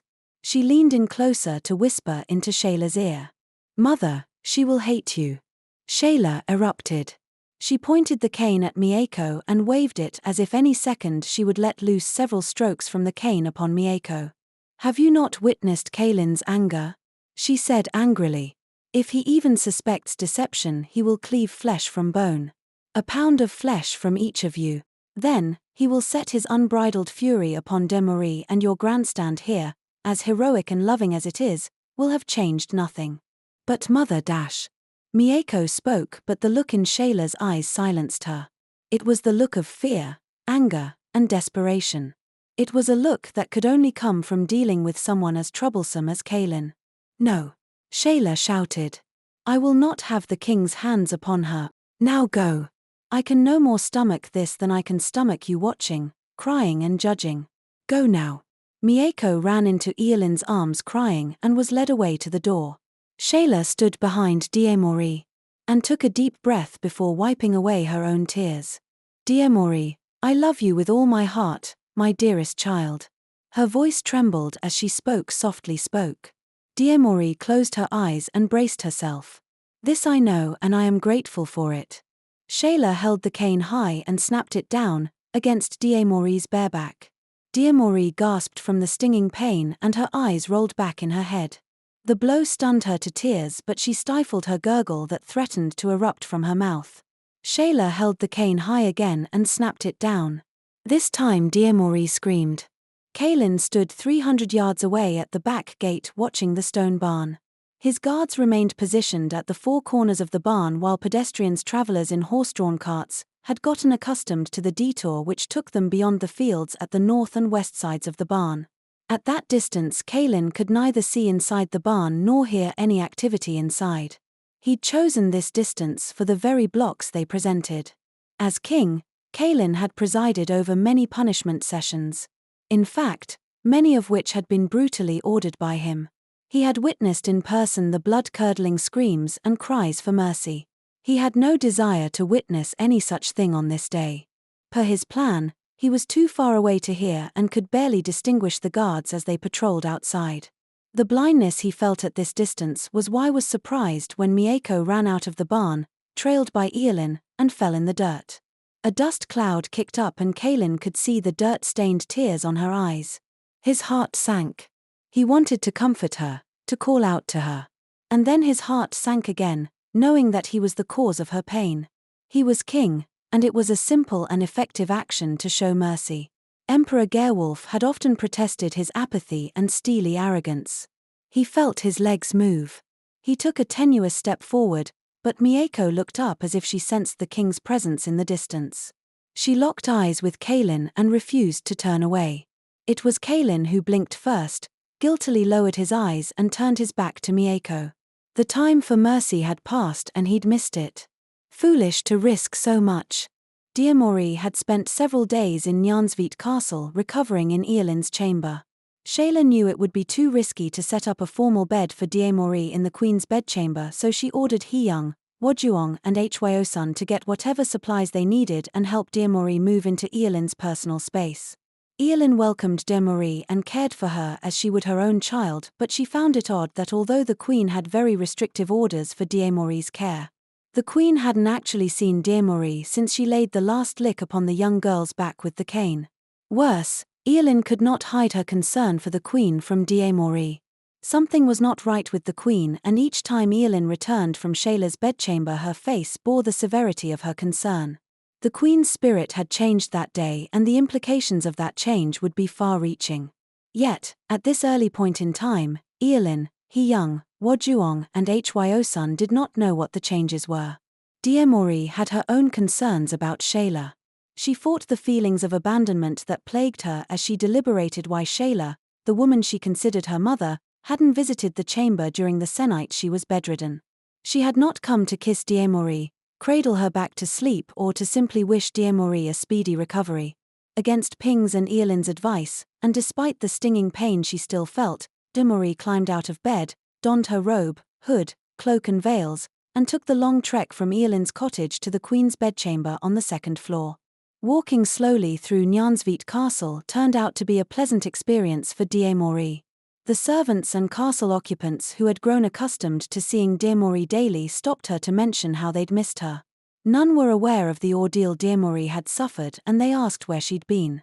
Diemori simply thanked each person for his or her concern and offered her bout with a strange illness as an excuse. She'd witnessed Empress Shayla deflect similar questions with poise and political aplomb. Now the words she chose felt familiar and comfortable. Even the surly castle guards stopped Diemori to inquire about her whereabouts. They attributed her slow gait to gout or one of the joint illnesses that affected the young with aches and pains.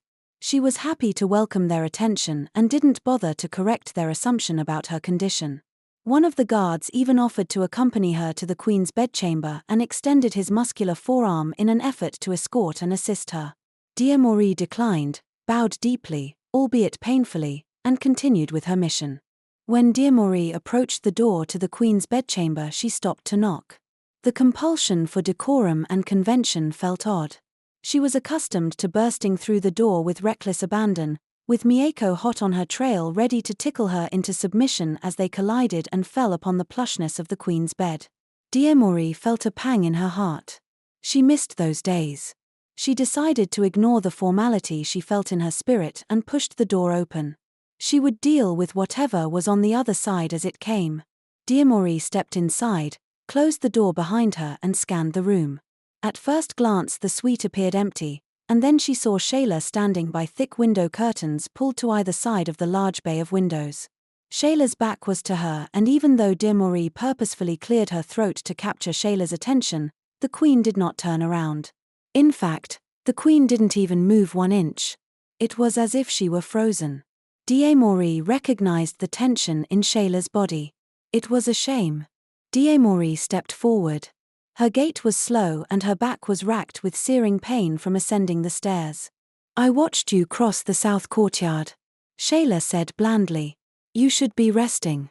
"I am very well rested, my lady." Diemori lied, and she winced as the words left her mouth. "My lady," she thought to herself. Why on earth would she call her mother my lady? "I watched you cross the courtyard, young lady," Shayla repeated firmly to remind Diemori she was very much aware of her condition. "Ping has attended to me with great care in secret, as you so ordered." Diemori reassured her. "And Kaelin?" Shayla inquired. "The king," Diemori uttered matter-of-fact. "He gave witness to my punishment and accepted it as complete." Shayla sighed away the tension in her body at hearing her words, and Diemori noticed. The ladies stood in silence for a few still moments. The seconds ticked away like an eternity for Diemori. Shayla did not move from the window. Finally Diemori had enough. She limped forward with the goal of hugging her mother, but she stopped when the queen flinched and shook her head. Diemori backed off. "My queen, I know that your decision saved the lives of Eolin and the other handmaids." Diemori uttered quickly and breathlessly. "It saved my life as well. What was done had to be done. It has not changed my love for you." Diemori moved closer, but Shayla sternly waved her back again. "Ah, but it has," Shayla challenged. "Even now, you address me as your queen and not as your mother. I am sorry, mother." Diemori's voice was soft and guilt-ridden. "I know not the reason for this formality, but I have not seen your face in nearly a fortnight. Why have you not come to see me and cradle me with your loving arms?" Diemori desperately wanted Shayla to turn to her and spread her arms wide. She imagined she would leap at Shayla and embrace her so strongly that all her cares would ooze away, as would the memory of neglect and pain. She imagined her mother's embrace would erase her pain from the last few days, both in body and in mind. But no such touch or embrace ever came. Shayla did not turn to her. She stared into the distance, eyes focused through the window at the outline of the Black Mountain and the forest miles away. Finally, Shayla took a deep breath as if she'd been holding her air all this time. She let it out slowly, causing the air to tremble. Had I been more courageous years ago, none of this would have happened. She spoke as if she were in a dream or a trance, some new plane of existence filled with dread and regret. Even her eyes had lost their sheen and gave way to dark circles. I know not what that means, mother. Dear Marie was curt. She was becoming exasperated with her mother's reclusiveness and ambivalence. Kaelin is clever, she said as if she'd only now realized the answer to a mystery that had always eluded her. He turned me into his weapon, she offered as she fought to hold back a torrential outpouring of emotion. But I am a mere sprinkling of his fury. I have seen with my own eyes the width and breadth of his blind rage set upon my own guards. I was foolish to risk so much. I still do not understand, mother. Dear Marie repeated, she was almost shouting. It is time you faced me and spoke to me with candor, not with parables. Shayla did an about-face and turned to Dear Marie. Her expression was icy and her eyes narrowed into thin slits. Very well. She huffed. You must never again leave the castle. You can never watch Mieko train with her father. There will be no carriage rides with the princess. No dancing in the courtyard and no baths with your sister. Dear Marie stepped forward and dropped to her knees to plead. You take away everything that I love. Please, mother, do not injure me in this way. Silence. Shayla's voice boomed deeply with authority. You will hold your lips and do as your queen commands. Shocked and heartbroken, Dear Marie bowed as submissively as she would have bowed to the king. She turned and exited without another word, exactly as her queen commanded. As the door shut behind Dear Marie, Shayla collapsed to the floor and wept. It was a deeply mournful sob, like the loss felt when death has snatched a loved one away in the prime of life. Shayla hadn't wept this much since she was present at Emperor Gerwolf's bedside when he passed away. She remembered feeling a deep sense of loss, not just because of Gerwolf's death, but because she knew that the Nyansvit province would never be the same again. She felt something similar now. She'd crossed a line and there was no turning back. Life would never be the same. The only difference between Emperor Gerwolf's death and Shayla's stern treatment of Dear Marie was, with Gerwolf she was an innocent bystander watching death have its way. With Dear Marie, she was the root cause of the change that was about to plague the Nyansvit province once again. A gift for a deserving monk. While King Kaelin waited for word of success from his team of assassins sent to murder King Nation, he quietly planned a separate celebration. For 3 days he scurried about the castle, meeting with cooks and designers in secret.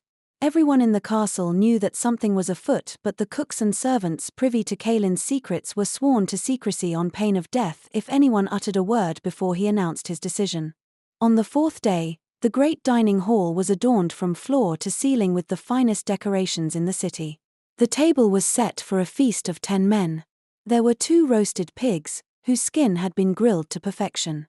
Beside them lay 3 massive lamb's legs, 5 roasted chickens and 20 bowls of assorted fruits, nuts, and a pyramid of freshly baked bread stacked perilously high.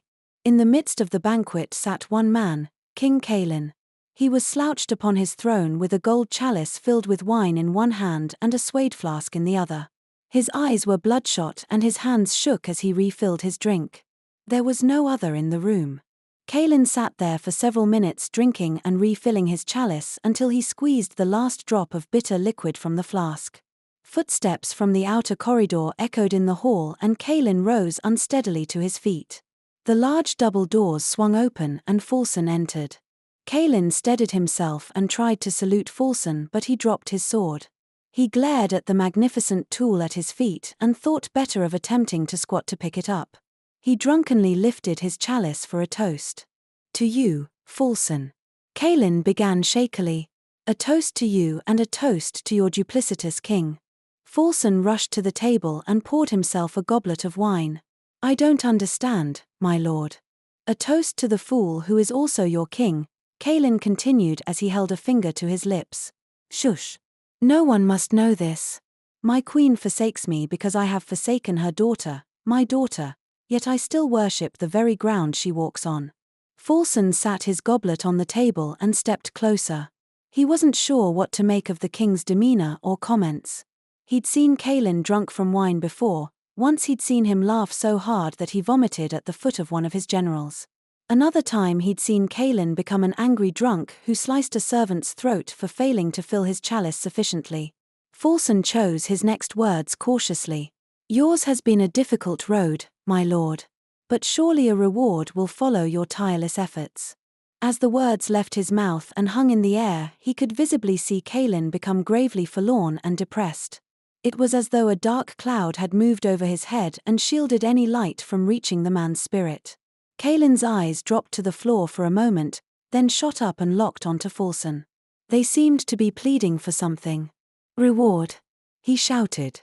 "Have you ever seen brown skin when it has been licked by the cane?" His eyes guiltily dropped to the floor again. "There is no reward in such a sight."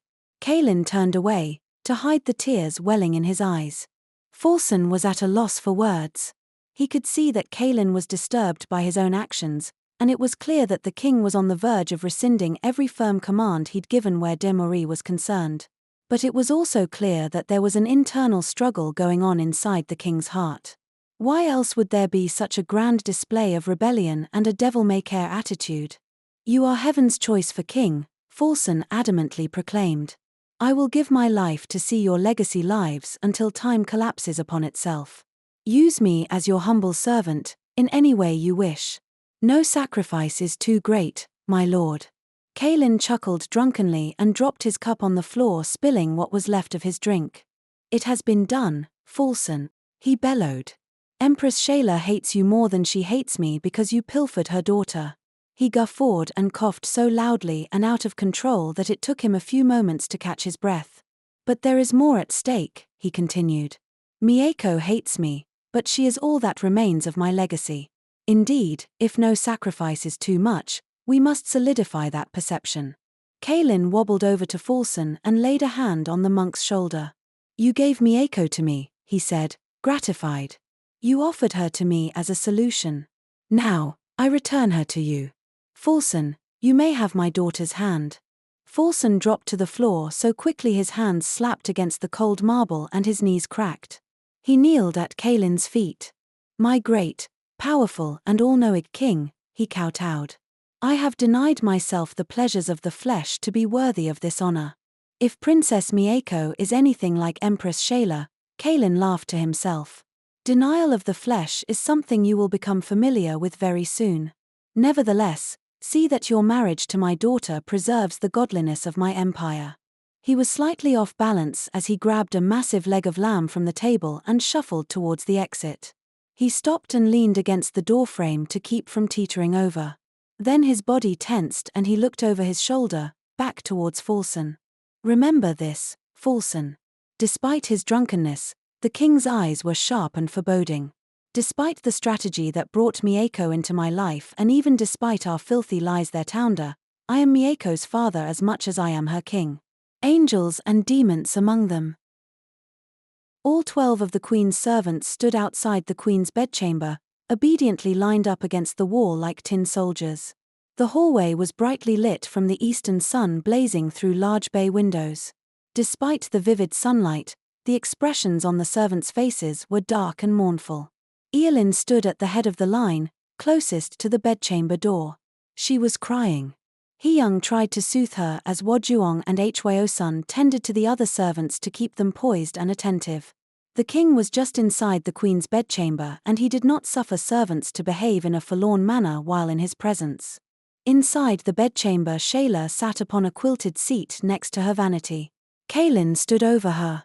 His expression was cold and his lips curled at the corners into a slight snarl. There was bitterness and hatred in his eyes. Shayla avoided the darkness at his gaze at all costs. The look on Kaelin's face was indicative of him being at the precipice of losing his temper and flying off into a dangerous tantrum. However, though Shayla feared his demeanor, she could not help but express her true feelings. "I despise Fulson," she said quietly and without apology. "I even hate his very shadow." She looked up into Kaelin's eyes and held his icy gaze, although the fire behind his eyes scared her. Why him? She pleaded for an answer. His union with Mieko keeps my empire strong, he said coldly and matter-of-fact. I cannot forsake my legacy. Shayla noticed there was no hint of fatherly concern in his tone. Legacy? Shayla asked. Again her voice was quiet and measured. Then why do you forsake your family? Her words hung in the air, held like an invisible guillotine above Kaelin. Kaelin beamed daggers at Shayla, but he maintained indifference in his posture. I have forsaken you no more than you have forsaken me, he said with bitterness spilling over into his intentions. His words rang true and spoke to the heart of Shayla's concerns. Yes, she had risked too much in allowing Dear Marie to observe her father's training. By birthright Dear Marie was entitled to Emperor Gerwolf's legacy of Rising Sword, but when Kaelin denied her, Shayla was secretly furious. She'd chosen to take advantage of the little-known secret passage above the courtyard as much to defy Kaelin as to grant Dear Marie her birthright. Now, she was paying the price for her actions and her innocent daughters would suffer. Shayla had risked too much and the only benefit in Kaelin's actions was that she, Mieko and Dear Marie were still alive. Mieko will move to a private bedchamber, Kaelin added with finality before delivering the final blow. And Dear Marie will move from your quarters and sleep with the servants. Yes, my lord.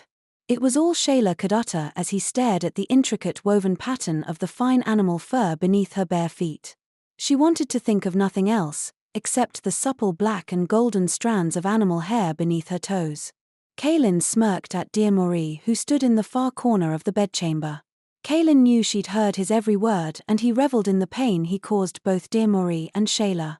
He could see Dear Marie tremble with the painful knowledge that he'd condemned Mieko to a loveless marriage with a despicable man.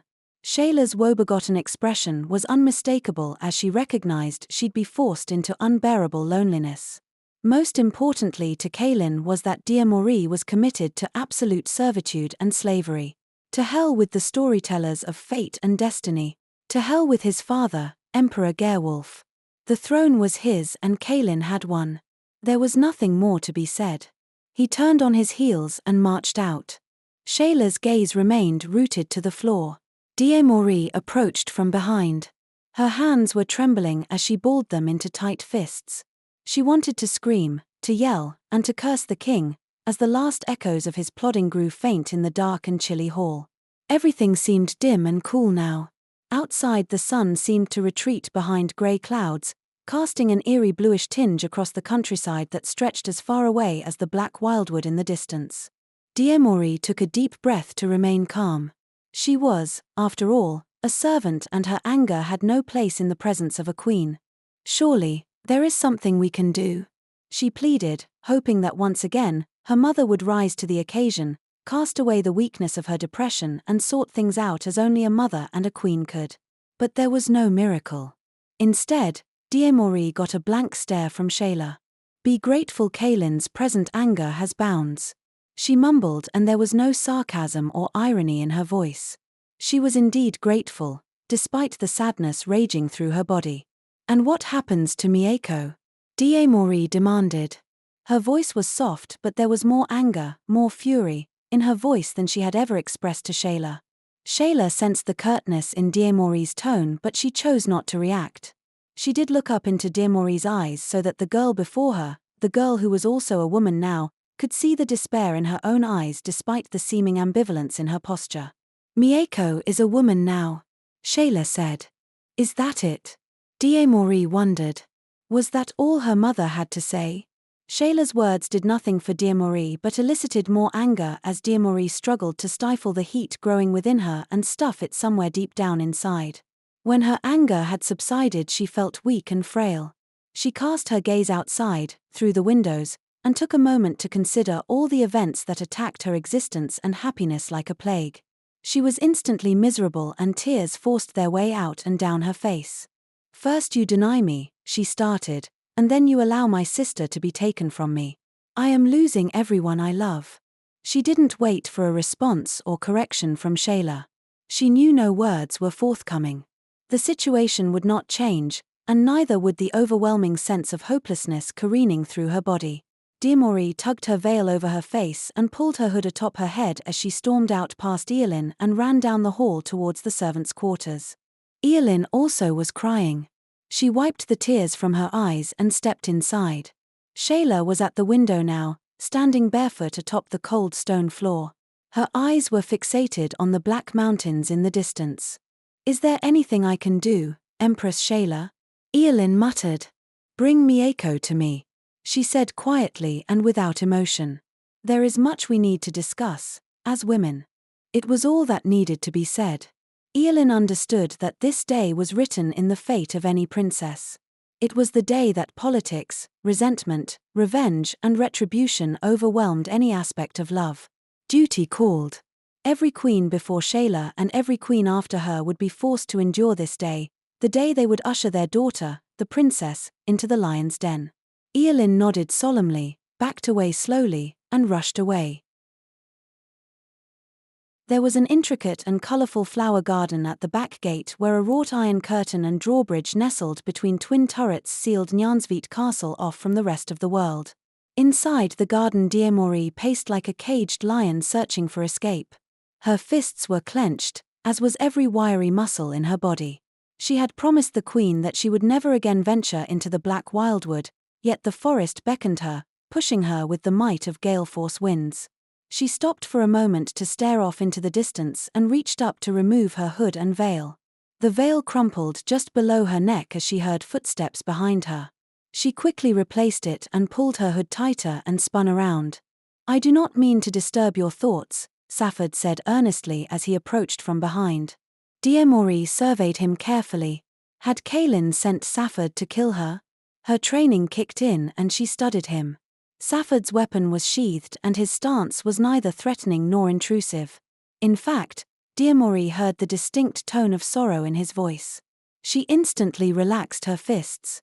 She always liked Safford. Despite the perpetual grimness in his eyes, he always had a smile for her. She would never raise her hands to fight him. If Safford had come to kill her, she would let him do so without a fight. No harm would come to him, ever. "No, Sir Safford," Diemori said peacefully. "Your presence is that of an admired acquaintance. I am never disturbed by it. I heard of your predicament," he stuttered, "and I was concerned." "Predicament?" Diemori wondered aloud. "Your punishment." His voice was almost imperceptible, as if he was ashamed to say such words. "The news caused me great distress to learn of such action. I am troubled." In fact, all of the Kingsguard was troubled. This was why Diemori would never raise a hand to Safford, not even to defend herself. In the kingdom where she was shunned, forced into servitude and compelled to hide the color of her skin, Safford had welcomed her and befriended her as if she were family. Despite having never seen her face or her eyes outside of a veil, he had treated her like any other child. He was a good man. Diemori bowed deeply. "I am well, Safford. I am also humbled by your consideration." Safford chuckled. "There was a time when your laughter filled the halls of the castle." His eyes glazed over as he recalled happier times. The castle was ripe with the rich laughter and childish giggles of you and Princess Mieko. His smile faded quickly. "I mourn for those days again." Then Safford did something amazing. As he finished uttering those words, he very gracefully and submissively knelt before Diemori. He did so as if she were his superior. Diemori's gasp echoed in the corridor. And then, her hand quickly covered her mouth. She was speechless as she watched Safford do an about-face and march out of the garden. Instantly her mind was made up. She too yearned for simpler times, times when she and Mieko were happy to be children with no cares and no worries. Now, as Shayla had proclaimed, Mieko was a woman, and it was time to put those childish things aside. But there was one thing left that could fill the enormous void in Diemori's chest. Diemori reached into a thick hedgerow and retrieved a hidden sword. With ease she scaled the wall of the turret, leapt over the top and landed on the other side. Within seconds she disappeared into the woods on her way to the Black Wildwood. The city of Nanning was a township nestled in a valley between the Black Wildwood and Nyansvit province. It was only a few miles from the castle and a road had been carved through the rolling hillside from Nyansvit to Nanning, Thus the raiders had deemed it too protected and dangerous to attack. Nanning was a paradise of shops and traders. Many traders traveled for miles with fine fabrics, perfumes, exotic fruits, and vegetables to make the most of Nanning's clientele, wealthy landowners. There was a darker side to Nanning too, a side where drugs, stolen goods, and orphaned children were as much a commodity as jewels. Villagers hurried through the streets of Nanning as the sun set over the western horizon. Amid the folks scurrying like rodents marched a man covered in an elegant hood and a bamboo hat. He stayed in the shadows as he made his way through town to a small cottage. His clothing was elegantly made of fine silk and brushed linen. He knocked on the door to the cottage and a Xiongnu nomad woman opened the door. Light from the burning candles inside spilled out through the door and warmed the man's face with a golden glow. It was Fulson. The nomad woman waved Fulson inside. There was one table in the room and a small cot with blankets in the corner. On the bed a young woman was splayed wearing heavy makeup and an ill-fitting robe. Fulson admired the young woman for a moment, surveying her face. She looked to be 18 years old although her small frame was that of a much younger female. Fulson then dropped 3 coins on the table. The nomad woman nodded and the slave crawled off the bed and stood beside Fulson. As always, began the nomad, she is unspoiled. The nomad woman beckoned Fulson to the table where she kept a grimy and overused bamboo cylinder shaped like a can. She put her hands over the open sides of the can and shook it. There was a rattle inside as if small pieces of wood and dried leaves were inside. She flipped the cylinder upside down and the pieces fell out onto the table. The woman grimaced. "Oh no," she shrieked. "The spirits have spoken. Your path has changed, Fulson." Her voice was urgent and shrill. "Someone will challenge you. You must prepare." Fulson guffawed and scoffed as he swiped the pieces off the table with one motion. He did not take his eyes off the girl who had returned to the bed. "It is a wise thing that I do not pay you to see the future."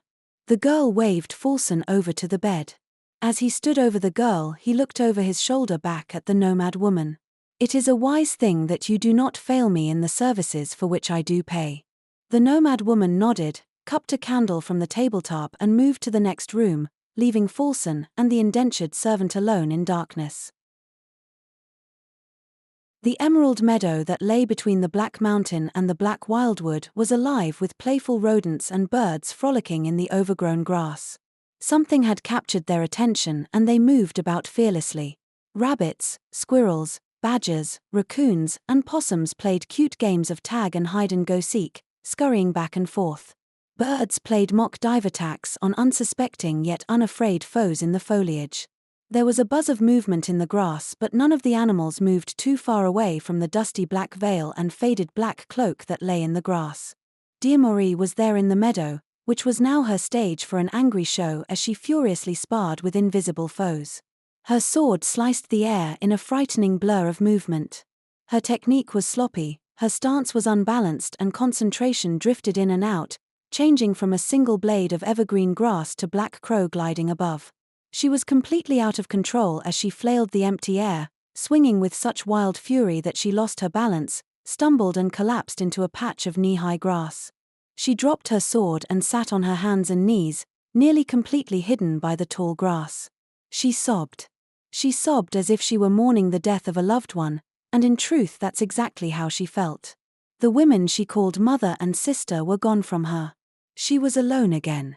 An orphan in an unfamiliar place surrounded by people who were as unknown to her as the stars in the heavens. Sure, there were a few like Safford and Eolin who were special. However, for every Safford and Eolin there were a dozen servants, guards, and nobles who snickered and pointed each time she walked by in her black cloak and veil. She sobbed and she mourned, because the life she once knew had surely ended. She planted her face firmly in the grass and continued crying. In a few moments, as her heaving chest slowed its rhythm, she cast her eyes up towards the highest peak of the Black Mountain in the distance. "I was once sure of who I am," she cried. "Now, I am only sure that I am lost." She returned her face to the small clump of grass that now held a makeshift mold of her head and shoulders. She closed her eyes and whispered, "Help me. Help me to know," she pleaded to empty air. The air in the meadow seemed to churn mildly, transforming into a steady wind that blew over the tiny curls on the back of her neck. Suddenly the animals frolicking in the grass stood still and as silent as a prairie dog sensing a predator. In a flash they were gone, each species scurrying, each seeking escape as only it could. Birds soared. Raccoons dashed. Possums played dead. Diamori was so distraught she didn't notice until the tall shadow of a man moved in over her. Realizing her vulnerability, she leapt to her feet and grabbed her sword in one fluid motion. Her previous clumsiness had moved on. She was steady, skilled, and artful as she planted her feet, ready to defend herself against the predator. First, she had to see the darkness in the heart of her attacker. Her eyes darted left, right, up, down until they met the gentle yet piercing and regal gaze of King Nation. "Easy, dear child," Nation said softly, making no effort to move away from Diamori's sword. Diamori examined him. At first Nation seemed fragile, but a second look revealed how powerful his hands and arms were. His posture exuded power that transcended his obvious age. He stood eerily still and it unnerved Diamori. She kept her sword at the ready, but her instincts whispered inside her head that she wouldn't need it. Diamori saw her veil and cloak in the grass. She realized her face, arms, and legs were uncovered and exposed for this stranger to see. The rote guilt she felt that she'd broken Kaylin's rule again sickened her. To her dismay, as much as she hated her veil and cloak, she felt naked and vulnerable without them. The man before her, as harmless as he seemed, had now seen the rich brownness of her skin, and she would be punished again. She moved toward her cloak and veil, but suddenly Nation was there, in her path. How did he move so fast? Had he even moved at all? Was he always there? "Do not look upon me, raider." Diamori tried desperately to effect authority in her voice and tone, much like she'd witnessed Shayla expertly achieve when the queen was displeased with her servants. Nation did not move, nor did he avert his eyes. "I am no raider," he said gently. "Who are you, and how do you come to possess such amazing skin?"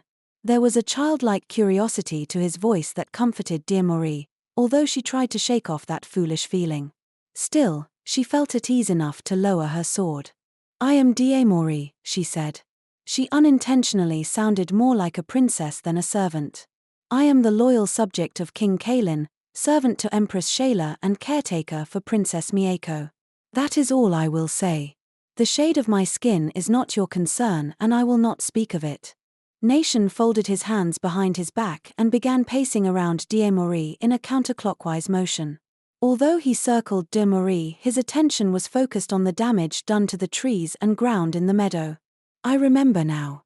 I saw you many moons ago, with Shayla, at this very place."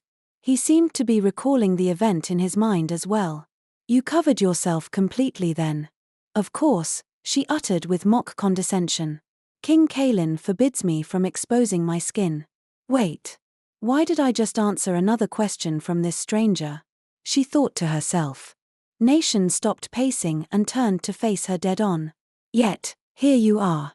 Exposed," he advised her. Nation began circling her again. This time he inspected her sword, her posture, and her demeanor much like a general would examine his finest warriors. He stopped. Diamori faintly heard him hiss with disappointment and she immediately felt ashamed again. "Why am I feeling this way? Anger is not the way of rising sword." The words boomed from his mouth like a cannon and then Diamori knew why she felt so much like a child in this man's presence. He had unmistakable authority in every fiber of his being. Influence oozed from his eyes and his pores like an invisible gas that sucked away rebelliousness like a vacuum. She instantly believed him. No, she trusted him, but she had no idea why. "What is rising sword?" she asked meekly. "You do not know the name of your technique." He chuckled as he playfully mocked her. She felt ashamed and lowered her eyes. "I find that interesting," Niacin offered pleasantly. The words were barely out of his mouth when Nation suddenly attacked Diamori. His sword was still securely ensconced in its scabbard as he flawlessly and effortlessly pummeled Diamori high and low, counting each strike as it made contact with her body. The dull thudding thwacks echoed in the valley as Nation smacked Diamori's arms and legs with the flat side of his scabbard. 1, 2, 3, 4, 5, 6, 7, 8. Nation exclaimed in rapid succession. D'Amory was blindsided by Nation's speed and agility. She retreated to gather herself and mentally accepted this challenge. She would make this old man regret attacking her unprovoked. She locked her sword inside its sheath and charged Nation. She was forceful and quick, but Nation parried each attempt and struck again. 8, 7, 6, 5, Nation continued. He leapt away, out of reach, and ceremoniously drove his sword into the earth as a signal that the battle was over. His eyes danced with excitement and he had a bouncing, youthful spring in his step that wasn't present moments before. Remarkable. Simply remarkable, child, Nation said with glee as he went back to pacing around her, examining her with an insight only someone who'd fought many wars could possess. D'Amory was thunderstruck. Her words caught in her throat and she merely followed Nation with her eyes, eagerly awaiting his next comment like a child awaiting instructions from its parents. D'Amory felt weak as Nation gently uttered her name. It struck her that Nation was the only man beside Kaelin who'd ever said her name aloud. Your weakness is not your technique. It is your emotion. I can help you with that. Nation reached into his pocket and retrieved a crisp white linen handkerchief to wipe his brow. D'Amory spotted the royal crest of Hangvute embroidered on the handkerchief. A shock went through her body and she dropped to her hands and knees. King Nation, she cried with regret. Do not kneel to me, child. He commanded. Nation marched to her side, took her hands and lifted D'Amory to her feet. He took her face between his hands and took a moment to admire her as a father would admire his child. His eyes were bloodshot and old, but there was beauty in the lines on his face and cracks of his dry lips. D'Amory instinctively knew what it was. This man, the king before her, King Nation, had an unconditional love for all people. D'Amory, return in a fortnight to this very spot. I shall teach you twisting dagger. It is meant to complement the rising sword technique that Supreme Emperor Gerwolf taught to Kaelin. No one has ever mastered both.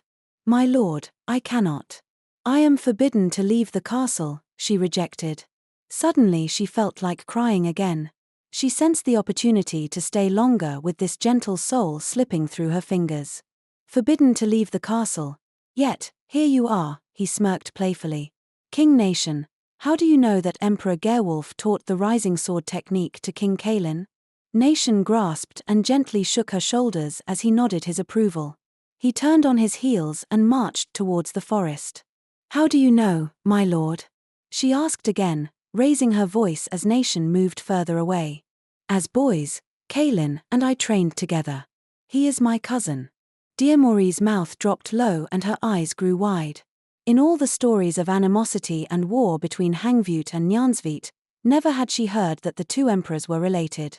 The revelation snatched all thought and comprehension away as she watched Nation disappear in the forest.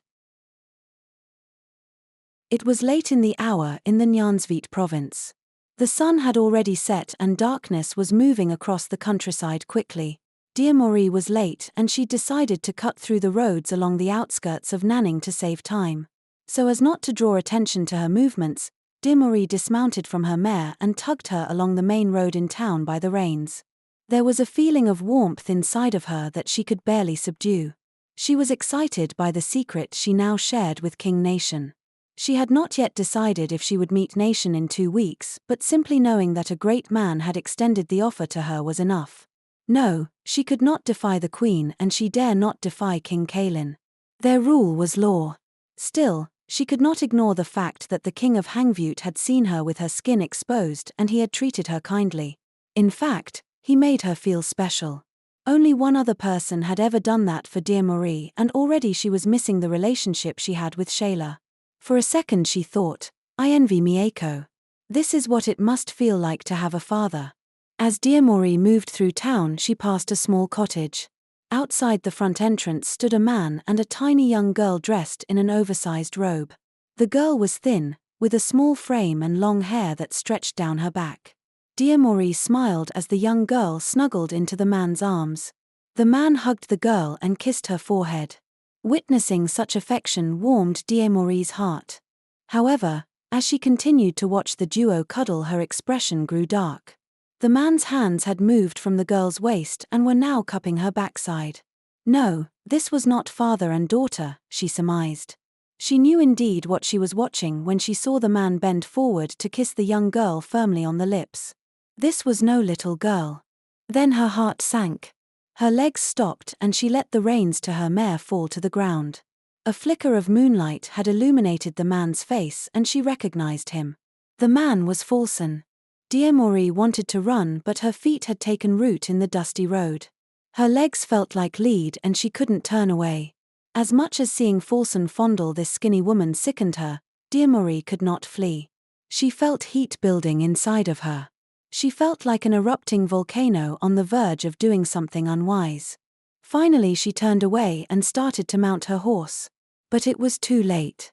Falson had seen the lone woman leading a horse down the main road.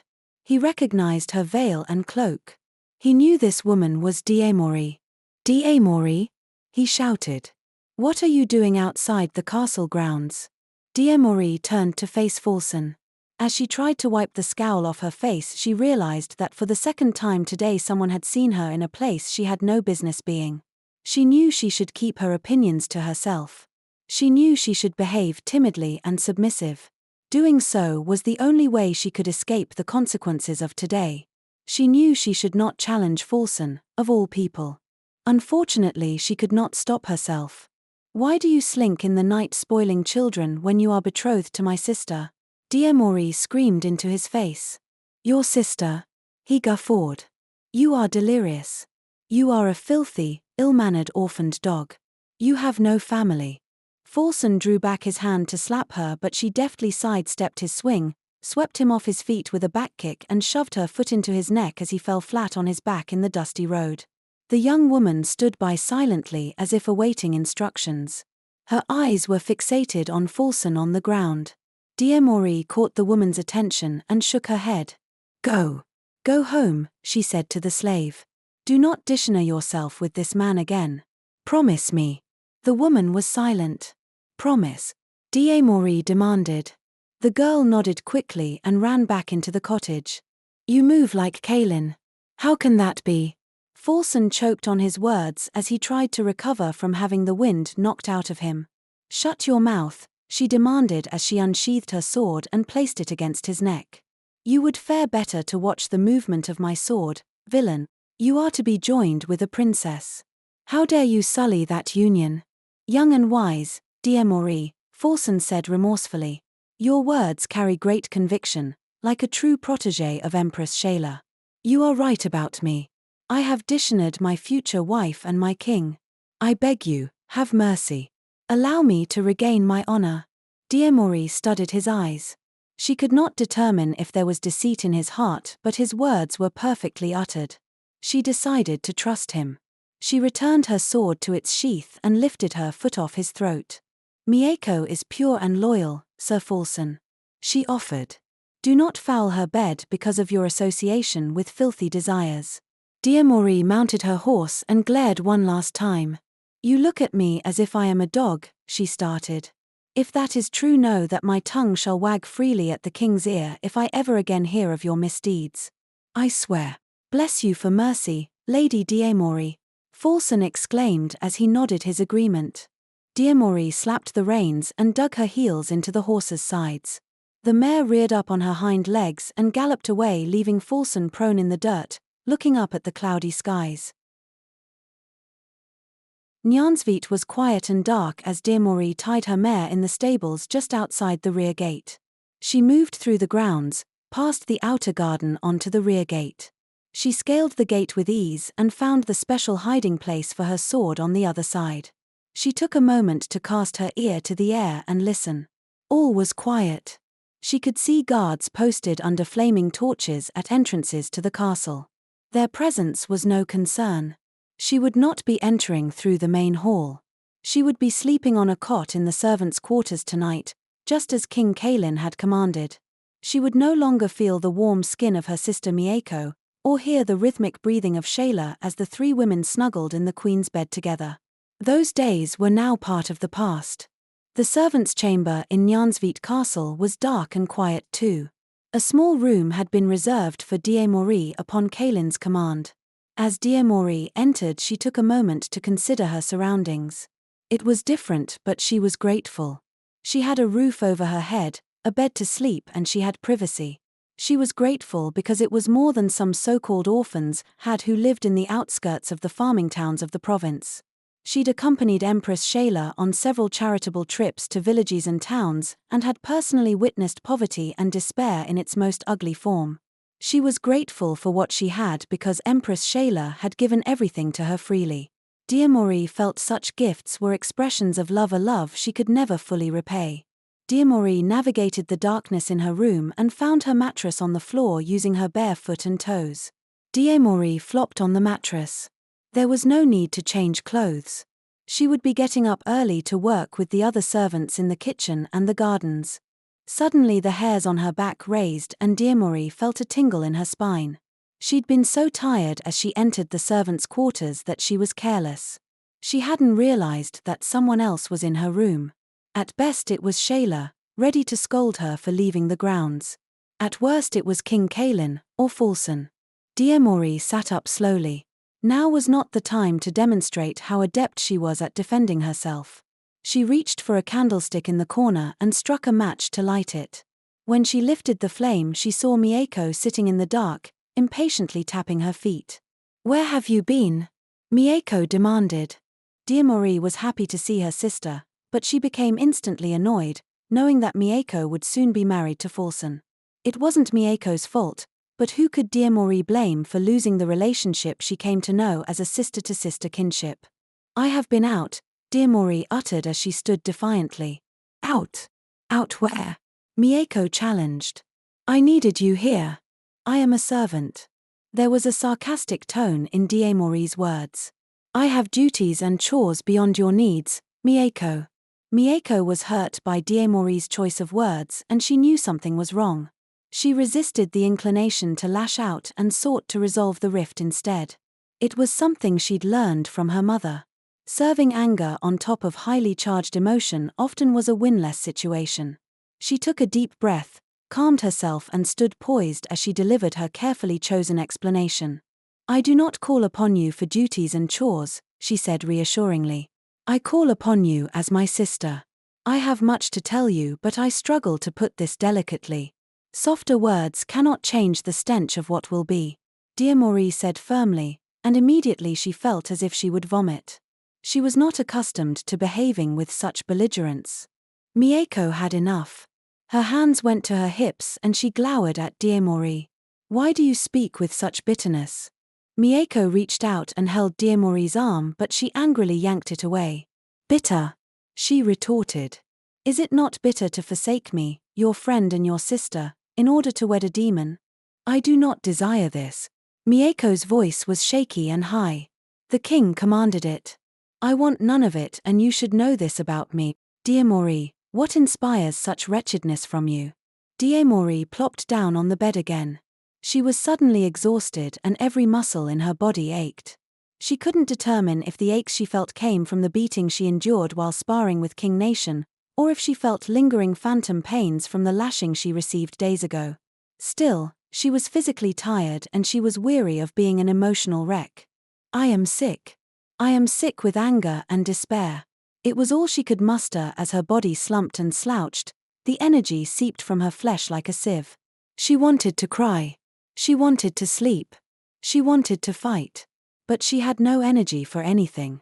"Then I beg you, for a moment, temper your feelings and consider mine." Mieko was pissed now. "I am the one who must give her soul and her body to a husband she does not desire." Diemori took Mieko's hand into hers and caressed it. She knew she had been a horrible, selfish sister. In the past few hours she'd only considered her personal feelings and discomfort about Kaylin's betrothal commands. Seeing Falson made the matter even more unpalatable. Now it finally struck her, if such a marriage to Falson was disgusting in her eyes, imagine how it must be for Mieko. "Yours is a great sacrifice. I beg you, forgive me, my love." Diemori hugged Mieko and she rested her head in Diemori's lap. "There are times I envy you and the things you have," Diemori offered. "You have a mother and a father.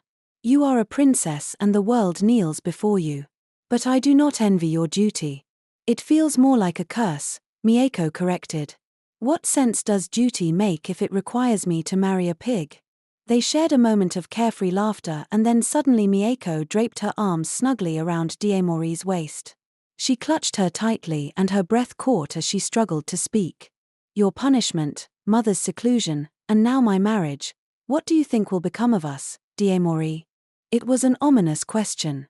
They had no choice in the paths laid before them. Diemori was an orphan and Mieko was a princess. Both were equally powerless in the decisions that would govern their lives. Still, there was room for lamentation. There were actions that perhaps they should not have dared to take.